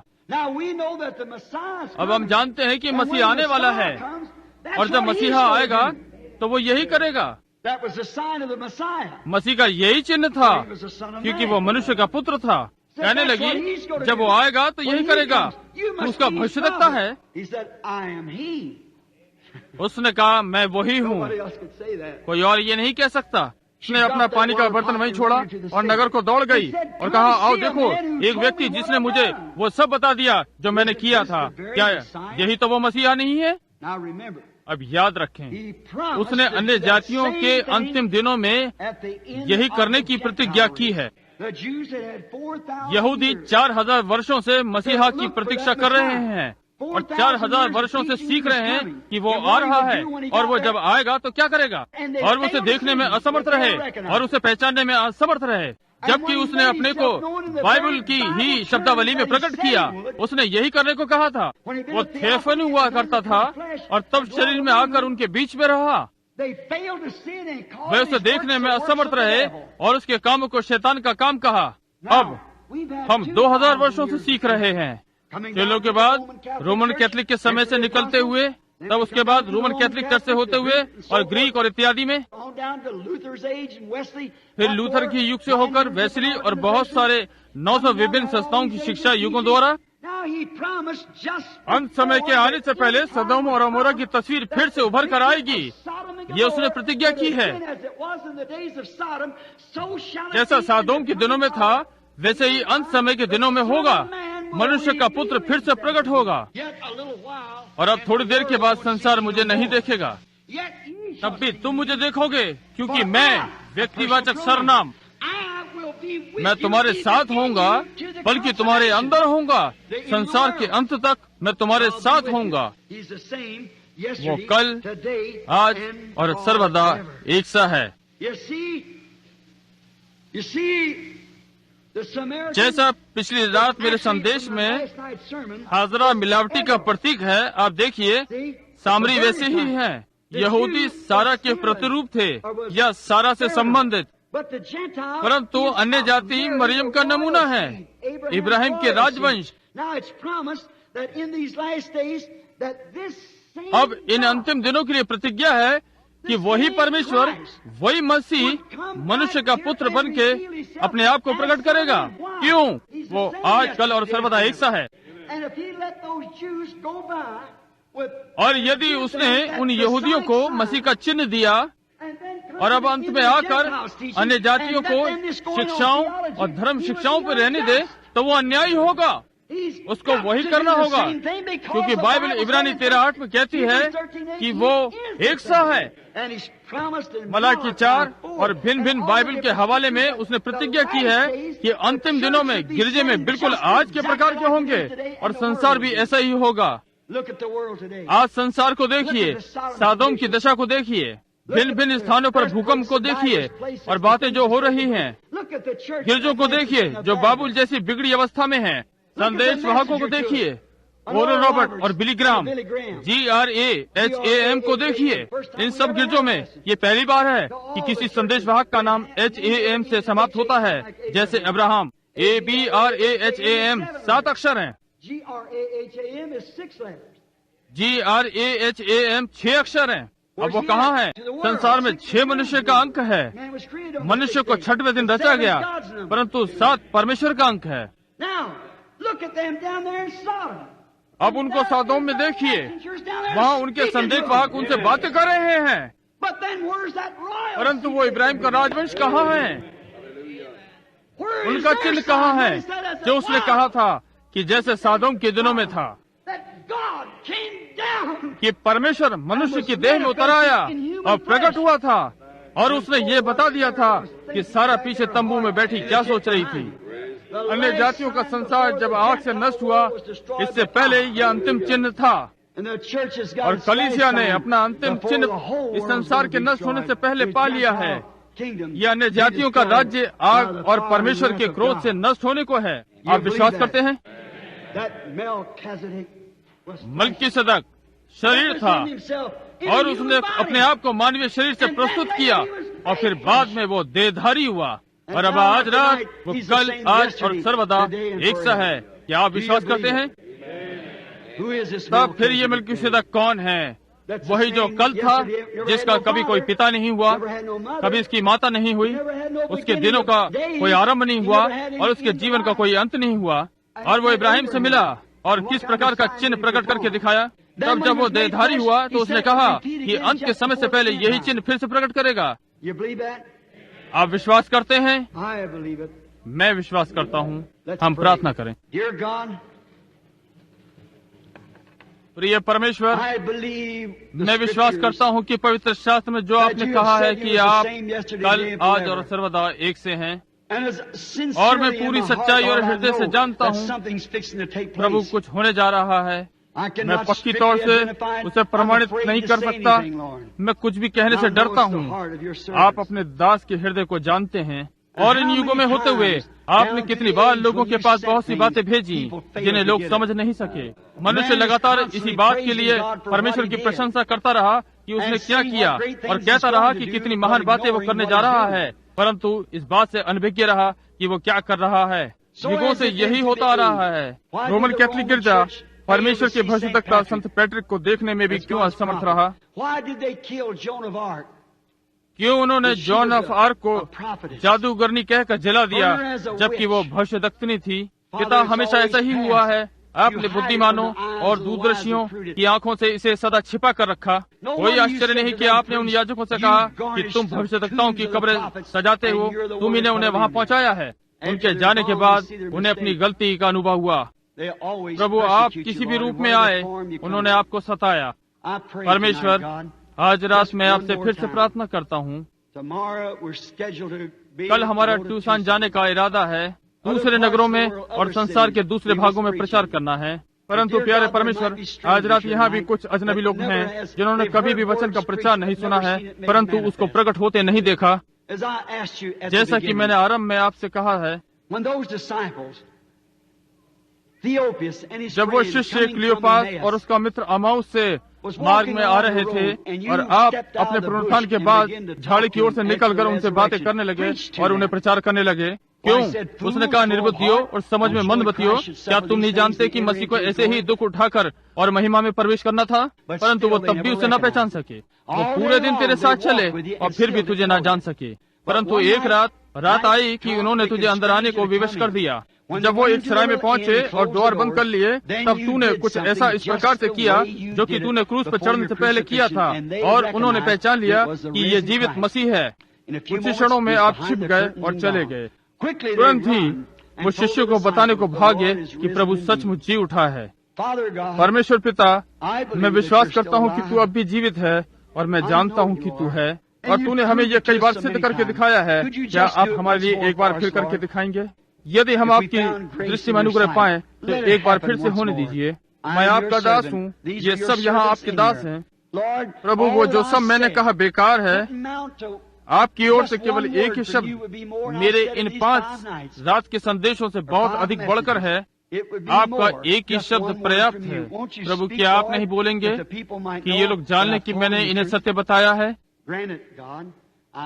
परमेश्वर इसे ग्रहण करें। मैं एक बार फिर यीशु के नाम में मांगता हूँ, आमीन। मैं आपको नहीं जानता, मैं यहाँ कुछ लोगों को जानता हूँ। मैं इस लड़के को जो यहाँ बैठा है जानता हूँ। बिल डेल जो वहाँ बैठे हैं उन्हें जानता हूँ। मैं यहाँ भाई ब्लेयर, रॉडनी कॉक्स। यहाँ इस ओर बाहर देखना कठिन पड़ रहा है। मैं सही में ऐसे किसी व्यक्ति को नहीं देख पा रहा हूँ जिसे मैं जानता हूँ। अब यहाँ कितने ऐसे हैं जो ये जानते हैं कि मैं उन्हें नहीं जानता? कृपया वो लोग हाथ उठाएं जो ये समझते हैं कि मैं उनके विषय में कुछ नहीं जानता। दोनों ओर से लोग हाथ उठाएं। अब कितने ऐसे यहाँ हैं जिनके साथ कोई परेशानी है और ये जानते हैं कि उनके परेशानी के विषय में मैं कुछ नहीं जानता? क्या आप लोग अपने हाथ खड़े करेंगे? अब ये किसी भी प्रकार से बिल्कुल असंभव है कि मैं आपके विषय में कुछ जानूं, या फिर मुझे ये आत्मिक प्रकाशन से मालूम पड़े। ऐसा होने के लिए मैं आप लोगों को पिछली रात और आज रात बता चुका हूँ कि वो मृत नहीं है, वो यहाँ है और उसने फिर वही काम करने की प्रतिज्ञा दी है। उसने प्रतिज्ञा करी है कि अंत के दिनों में ऐसा समय आएगा, मलाकी 4 और संत लूका के अनुसार, कि वो मनुष्य के रूप में अपने लोगों में फिर से प्रकट होगा। वो वही काम करेगा और उन्हीं बातों और उसी मसीह के चिन्ह को प्रकट करेगा। अब पवित्र शास्त्र पढ़ने वाले कितने लोग ये जानते हैं, जो इस सत्य को जानते हैं? आमीन कहें। सारे ही बाइबल पढ़ने वाले हैं। मैं जानता हूँ कि लोगों के लिए आज ये बात असंगत है, परंतु फिर भी सत्य है। यही कारण था कि वो यीशु नासरी को नहीं जान पाए। वे अपने गिरजों के मतों को जानते थे, उसे नहीं जान पाए, परंतु वो तो उसी प्रकार आया जैसे पवित्र। वो धर्म ज्ञानी याजक नहीं, परंतु भविष्यद्वक्ता बनकर आया और उसके अपनों ने उसे ग्रहण नहीं किया। यदि परमेश्वर अपने वचन को बनाए रखेगा और यदि मेरे से ऐसा हो कि ये किसी ऐसे व्यक्ति पर उतरे जिसे मैं जानता हूँ, तो मैं किसी और को लूंगा। देखिए, किसी ऐसे को चाहता हूँ जिसको मैं नहीं जानता, और मैं चाहता हूँ कि आप प्रार्थना करें। अब देखिए, एक बार एक स्त्री थी जो दुर्बलता से घिरी थी। उसने अपना सारा पैसा डॉक्टरों के पीछे खर्च कर दिया, वे उसका कुछ भी भला न कर सके। और वो अपने हृदय में बोली, यदि मैं उस व्यक्ति का वस्त्र छू लूं तो मैं अच्छी हो जाऊंगी। आपको याद है कहानी? और इस तरह उन लोगों ने कोशिश करी कि वो पीछे ही रहे, परंतु वो तब तक यत्न करती रही जब तक उसने भीड़ में से होकर उसके वस्त्र को न छू लिया और वापस निकल कर बैठ गई। अब जरा ध्यान से सुनिए। और जब उसने ये किया, यीशु ने घूम कर पूछा, मुझे किसने छुआ? क्यों? उसके शिष्य पतरस ने उसे झिड़का। उसने शायद कुछ ऐसा कहा होगा, प्रभु ऐसी बातें मत कह, लोग सोचेंगे कि तुझमें कुछ गड़बड़ है, क्योंकि जब तूने उनसे कहा कि वे तेरा मांस खाएं और तेरा लहू पिएं, तब से वो सोच रहे हैं कि कहीं कुछ गड़बड़ है। और तू कहता है कि किसने मुझे छुआ? क्यों? सारी भीड़ तुझे छू रही है। उसने कहा, हाँ, परंतु मुझे अनुभव हुआ है कि मुझ में से सामर्थ्य निकली है। ये स्पर्श भिन्न है। अब सब कोई जानते हैं कि ये नैतिक धार्मिक गुण सामर्थ्य को प्रकट करता है। मुझे कमजोरी आई, मुझ में से सामर्थ्य निकली है। और उसने भीड़ को देखा जब तक उसने उस छोटी स्त्री को ना पा लिया और उसके लहू बहने के विषय में उसे बताया, और उसने अपने शरीर के अंदर यह अनुभव किया कि लहू बहना बंद हो गया है। क्या ये ठीक है? और उसने कहा कि तेरे विश्वास ने तुझे बचा लिया। यूनानी भाषा में सोजो शब्द होता है जिसका सही अर्थ होता है शारीरिक या आत्मिक तौर पर बचना। वैसे ही जैसे बचा लेना वो आपका बचाने वाला है। अब यदि वो कल था और जिस तरह उसने ये सिद्ध करने के लिए ये काम किया, वो उनके बीच में था, मसीह जिसकी प्रतिज्ञा थी। और यही रास्ता बाइबल के अनुसार था कि वो अपनी प्रतिज्ञा में प्रमाणित होवे। वो अब भी वही काम करता है। क्या वो नहीं करेगा?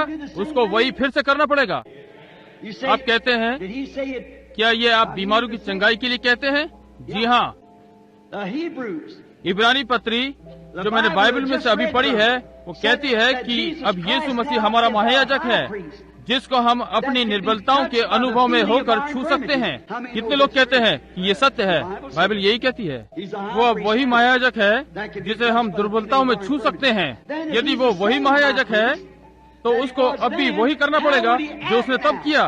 उसे अभी वैसा ही करना पड़ेगा जैसा तब किया था। यदि वो महायाजक है, और अब मैं आपका महायाजक नहीं हूँ, अब आप मुझे छू सकती हैं। ये वैसे ही होगा जैसे आप अपने पति या भाई या किसी को भी छू सकते हो, परंतु आप अब अपने विश्वास को उसे छूने दें और देखिए क्या होता है। अब यदि मैं परमेश्वर का दास हूँ और मैंने आपको सत्य बताया है, तो परमेश्वर इसको सत्य ही प्रमाणित करेगा। और इससे ये सिद्ध होगा कि यीशु मसीह आज रात जीवित है और वो यहाँ खड़ा है। क्या ये ठीक है? अब आप में विश्वास है। एक समय में केवल एक तरफ के लोग वहाँ उधर आप विश्वास करते हैं। अच्छा होगा कि मैं माइक के पास रहूं, क्योंकि वे मुझे नहीं सुन सकते। कोई परमेश्वर की तरफ देख कर कहे, परमेश्वर, ये व्यक्ति मुझे नहीं जानता, ये मेरे विषय में कुछ नहीं जानता, मैं उसके लिए बिल्कुल अपरिचित हूँ, परंतु प्रभु मेरा विश्वास आपको छू ले। प्रभु आप जानते हैं कि मेरे साथ क्या बात है। आप मेरे बारे में सब जानते हैं। आप जानते हैं कि मैं कौन हूँ। वैसे ही जैसे आपने पतरस को जाना कि वो कौन है, Same as you know वैसे जैसे Nathaniel. आपने नतेल को जाना, जैसे कि आपने उस स्त्री को जिसको लहू बहता था जाना, उसके साथ क्या परेशानी है। And this man tells me और ये व्यक्ति मुझे बताता है कि आप कल, आज और सर्वदा एक से हैं, तो प्रभु मेरा विश्वास आपको छू ले। और यदि वो यहाँ अपने को अभ्रांत सिद्ध कर दे, तो आप में से कितने पूरे हृदय से उसका विश्वास करेंगे। यदि वो गवाही के तौर पर कम से कम 1 या 2 या 3 लोगों पर सिद्ध कर दे, परमेश्वर आपको आशीष दे। Now, Father God, this is अब totally परमेश्वर out of the पिता, hands of any man. ये पूरी तरह से मनुष्य की पहुंच से परे It है। has to be supernatural. ये तो अलौकिक घटना होगी। So I pray that you'll help me now, Lord. इसलिए मैं आपसे प्रार्थना करता हूँ Do with me कि as you आप see अब fit. मेरी सहायता करेंगे। प्रभु, मैं आपके In हाथों में Jesus' हूँ। name, जैसा amen. आप उचित समझे वैसे ही मेरे साथ करें, यीशु के नाम में, आमीन। Don't be घबराइए मत, केवल नम्रता और आदर भाव से कहें, Lord, I'll serve. प्रभु मैं आपकी सेवा करूंगा। और ये सत्य होगा कि यदि मैं आपके वस्त्र को छू लूं, Then you speak back through that man. That will तब आप prove इस to me that मनुष्य में what he से said होकर is बोलें, true. मुझे इससे सिद्ध हो जाएगा कि जो इसने कहा है वो सत्य है। ये ठीक है। आप में से कितनों ने कभी ये रोशनी वाला चित्र देखा है? ये पूरे राष्ट्र में हर जगह है।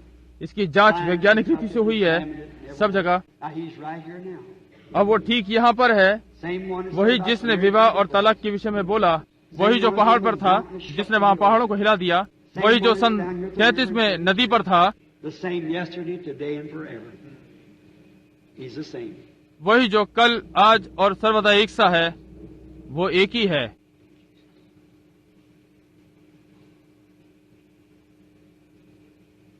Now, वहाँ there's एक a स्त्री woman. है She और अब वो समझ recognizes रही है now कि there's कुछ something हुआ है। and that light's वो hanging प्रकाश right over. ठीक उसके ऊपर है। She's sitting right स्त्री जो here. यहाँ बैठी है वो हरे रंग का स्वेटर पहने है या कुछ ऐसा ही। I don't know the woman. I suppose we are strangers. मैं to उस one स्त्री को another. नहीं जानता। मैं समझता हूँ कि हम एक दूसरे से अपरिचित हैं। ये ठीक बात है। Do you believe क्या आप विश्वास करती हैं? that God, you're परमेश्वर, in need of something? आपको किसी चीज की आवश्यकता है। आप विश्वास करती हैं कि परमेश्वर मुझे अपनी परेशानी प्रकट कर देगा। And if he does, then you और know यदि वो करता it'll है have to be तो a आप ये जानती हैं supernatural कि power. ये अलौकिक शक्ति है, Because I don't know क्योंकि you. मैं आपको नहीं जानता। तो फिर ये अद्भुत शक्ति द्वारा आना चाहिए। ये निर्भर करता है कि इसके विषय में आप क्या सोचती हैं। आप याजकों की ओर होकर इसे शैतान कह सकती हैं या फिर विश्वासियों की ओर होकर इसे परमेश्वर कह सकती हैं। जैसा भी आप विश्वास करेंगी वही आपको प्रतिफल मिलेगा। If God will reveal यदि to परमेश्वर you मुझ your पर trouble, आपकी परेशानी you प्रकट accept करेगा it as your- तो आप उसे अपनी परेशानी से छुड़ाने वाला ग्रहण करेंगी। मैं नहीं जानता कि क्या परेशानी है, परंतु मैं और आप जानते हैं कि कुछ हो रहा है। तब मैं आपको बता दूं कि आपको कैसा अनुभव हो रहा है, तब आप जान पाएंगी। आप वास्तविक ताजगी, मिठास, आरामदायक अनुभव कर रही हैं। मैं सीधा उसकी ओर देख रहा हूँ। ये वही प्रकाश है, पीला प्रकाश जो उस स्त्री के ऊपर है। And the lady is suffering और ये with स्त्री a trouble in her पेट के stomach. रोग से पीड़ित है। It's a उसके kind of a pet growth में size एक तरह in her की stomach. गांठ है। She's ये यहाँ not की from नहीं here. है। नहीं, No. आप कहीं बाहर You're की from हैं। away from here, aren't you? आप है ना? ये Right. ठीक है। You're from Wisconsin. आप विस्कॉन्सन की हैं। क्या ये ठीक है? Now, you are healed. अब आप चंगी हो गई। Your आपके faith विश्वास has ने आपको made you चंगा well. किया। Now tell me who the अब woman बताएं touched. कि महिला ने किसको I'm छुआ। 25 yards मैं from उससे 25 गज दूर हूँ। She touched Jesus Christ, the high priest. उसने महायाजक यीशु मसीह को छुआ। आप विश्वास करते हैं? मैं एक स्त्री को देख रहा हूँ जिससे मैंने बात, ये महिला, मैं उसकी ओर देख रहा हूँ क्योंकि पूरी लगन से एक आदमी के लिए प्रार्थना कर रही है। स्त्री ने बताया कि उसका आदमी है। उसने मुझे कभी कुछ उसके बारे में नहीं बताया, परंतु उसका नाम श्रीमती वाल्ड्रोप है। She वो comes फिनिक्स from से आई Phoenix. हैं। She was raised वो from मरे में the से dead, जलाई and गई doctor हैं। come with the, X-rays उसके and डॉक्टर ने showed एक्सरे में cancer उसके in the हृदय heart. पर She cancer died in the दिखाया prayer line. और वो प्रार्थना पंक्ति में मर गई थी। वाल्ड्रोप, ये कितने समय पहले की बात है? 18 वर्ष पहले। और आज ये जीवित गवाही यहाँ बैठी है। उसका डॉक्टर सभा में आया, कहा कि ये स्त्री कैसे जीवित रह सकती है, But there she is. परंतु वो तो है और उसका कोई चिन्ह तक नहीं। She's brought someone किसी को लाई हैं and she's praying for और उसके लिए प्रार्थना कर रही हैं। Now, he's dying. वो with प्रमेह रोग diabetes. से मर रहा है। Now that अब मैं I जानता knew. हूँ, But परंतु being that क्योंकि she's आप प्रार्थना praying, कर रही you know हैं, I don't know आप who he जानती is, हैं Mrs. Ball. कि मैं जानता हूँ कि वो कौन है, श्रीमती वाल्ड्रोप। He's वो from मसूरी के Missouri. हैं And his name is और Mr. उनका नाम Cooper. श्री कूपर है। That is right. Now you believe? ये You ठीक go है। back home and be well. अब आप विश्वास करते हैं? आप चंगे होकर घर वापस जा सकते हैं श्रीमान। ये आपके ऊपर है यदि आप इसका विश्वास करेंगे। Here's a woman. And she's suffering. यहाँ एक महिला है Condition. जो श्वास की बीमारी से पीड़ित है। She's not from here. She's वो sitting यहाँ there की in नहीं front. है, वो वहाँ भीड़ में बैठी बाहर की ओर। I hope she gets. She's not from here. मैं आशा करता हूँ कि वो यहाँ की नहीं है, वो जॉर्जिया की हैं। कुमारी मिकेनी, आप पूरे हृदय से विश्वास करती हैं और आप विश्वास करती हैं कि परमेश्वर आपको चंगा करेगा। यदि आप मुझसे अपरिचित हैं तो आप खड़ी हो जाएं, ये सत्य है। Jesus Christ heals you. यीशु मसीह आपको चंगा करता है। आप विश्वास करती हैं? To my back. There's a man. मेरी sitting पीठ की behind ओर me. पीछे एक आदमी बैठा He's है, contacting God. वो परमेश्वर से संबंध जोड़ रहा है। And what he's wanting, वो क्या चाह रहा है? he's got a baby that's got उसके एक heart बालक trouble. है जिसको हृदय रोग है And that baby has got a murmur in his heart. और So बालक the के doctor हृदय में said. घबराहट होती है, डॉक्टर ने ऐसा कहा है। And that man's name is Mr. और उस Cox. व्यक्ति का नाम श्री कॉक्स है। Stand up, Mr. Cox. श्रीमान कॉक्स, आप खड़े हो जाएं। And he told Sarah what she और was उसने thinking. सारे को बता दिया कि वो पीछे बैठी क्या सोच रही थी। Right across वहाँ the आराधनालय aisle, की coming उस back a ore little farther, पीछे एक is पिता the है। man who comes ये व्यक्ति from यहाँ का there, नहीं है परंतु New न्यू Mexico. मैक्सिको से है। I never मैंने seen उसे him अपने alive. जीवन में कभी नहीं देखा। Looking right at him now, he's behind इस me. समय मैं उसे देख रहा हूँ, वो मेरे पीछे है। He's from New Mexico. वो न्यू मैक्सिको से है। Has उसके a पास एक girl लड़की है that he's जिसमें उसकी interested रुचि in, है and the girl और has उस got लड़की के something मुख में wrong कुछ with her खराबी mouth. है। It's the pilot in her ये mouth is what's उसके wrong. मुंह के तालू में कुछ गड़बड़ है And और the इस व्यक्ति man's का नाम name is Shri Mr. West West. है। Would you stand up, sir? श्रीमान, क्या आप खड़े होंगे? मैं इस व्यक्ति से पूरी तरह से अपरिचित हूँ, परंतु प्रभु परमेश्वर उसके बच्चे को चंगा करेगा। क्या आप पूरे हृदय से विश्वास करते हैं? आप में से कितने पूरे हृदय से विश्वास करते हैं? Now, isn't Jesus Christ अब the क्या same यीशु मसीह yesterday, कल, today, आज और सर्वदा एक सा नहीं? Do you क्या आप accept उसे him अपना now as बचाने your वाला ग्रहण Savior? करते हैं? तो Raise अपने your हाथ hand. उठाइए। Do you believe in क्या आप him as उसमें your ये विश्वास healer? करते हैं कि वो आपको चंगा करने वाला है? Here. Here's a person यहाँ पर sitting there. एक अपंग या कुछ ऐसा व्यक्ति चरपाई पर लेटा है। क्या आप मेरी आवाज माइक से सुन सकते हैं? मैं आपको नहीं जानता, आप केवल एक स्त्री खाट पर लेटी हैं। यदि मैं आपको चंगा कर सकता तो कर देता। ये केवल एक पुरुष है जो अपने बच्चे के विषय में यहाँ है। मैं आपको नहीं जानता, आप एक महिला हैं, मैं एक पुरुष हूँ। ये जीवन में पहली बार है कि हम मिले हैं। मुझे लगता है आपको लाया है।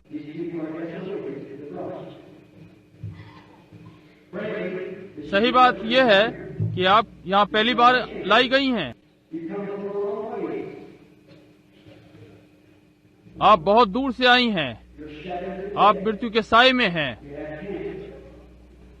आप अपंग नहीं हैं। आपको कैंसर है, केवल कैंसर। ये सच है कि डॉक्टर आपके लिए कुछ नहीं कर सकते और आपका मरना निश्चित है। वो डॉक्टर आपके लिए और अधिक कुछ नहीं कर सकते। एक बार सामरिया के फाटक पर 3 कोढ़ी बैठे थे। उन कोढ़ियों ने कहा, हम मरने के लिए क्यों यहाँ बैठे रहें, क्योंकि सब बालक भूख से मर रहे हैं और एक दूसरे के बच्चे को खा रहे हैं। उन्होंने कहा, यदि हम शत्रु की छावनी में जो सीरियाई हैं, यदि वे हमें मार दे तब भी हमें मरना ही है। यदि वे हमें बचा लें तो हम जीवित रहेंगे। और उन्होंने उस अवसर का लाभ उठाया और उस विश्वास के द्वारा उन्होंने केवल अपने ही को नहीं बचाया परंतु सारे लोगों को बचाया। और अब आप मर रही हैं, आप जीवित नहीं रह सकती। आपसे गिदोन की छावनी में जाने को नहीं कहा गया, परंतु आपको पिता के घर में दावत मिली है। आप कैंसर से मर रही हैं। आप परमेश्वर से अलग रहकर जीवित नहीं रह सकती। आप इस नगर से नहीं हैं। आप यहाँ आसपास से भी नहीं हैं। आप बहुत दूर से आई हैं। आप मिल्वॉकी से आई हैं। ये सत्य है। उसी शहर से मैं जानता हूँ कि ठीक है। क्या आप विश्वास करती हैं? क्या आप परमेश्वर को इसी समय चंगा करने वाला के रूप में ग्रहण करेंगी? यदि आप करेंगी तो कोई बात नहीं। कि आप कितनी दुर्बल हैं। आप बिस्तर पर कब से हैं। आपके मामले में मैं विश्वास करता हूँ कि मैं आपको यीशु मसीह के नाम से खड़ा करता हूँ और अपनी खाट उठाइए और घर जाइए और परमेश्वर की महिमा के लिए जिए। आप विश्वास करती हैं कि मैं परमेश्वर का भरोसा रखता हूँ? तो फिर उठिए और ठीक होकर घर जाएं। Don't be scared. Get up off the cot. डरिए नहीं, अपनी खाट से उठिए। परमेश्वर आपको चंगा करेगा, समझे? कोई उनको पकड़ ले ताकि वो खड़ी हो जाएं और ताकत पाएं। क्या आप परमेश्वर पे विश्वास करती हैं?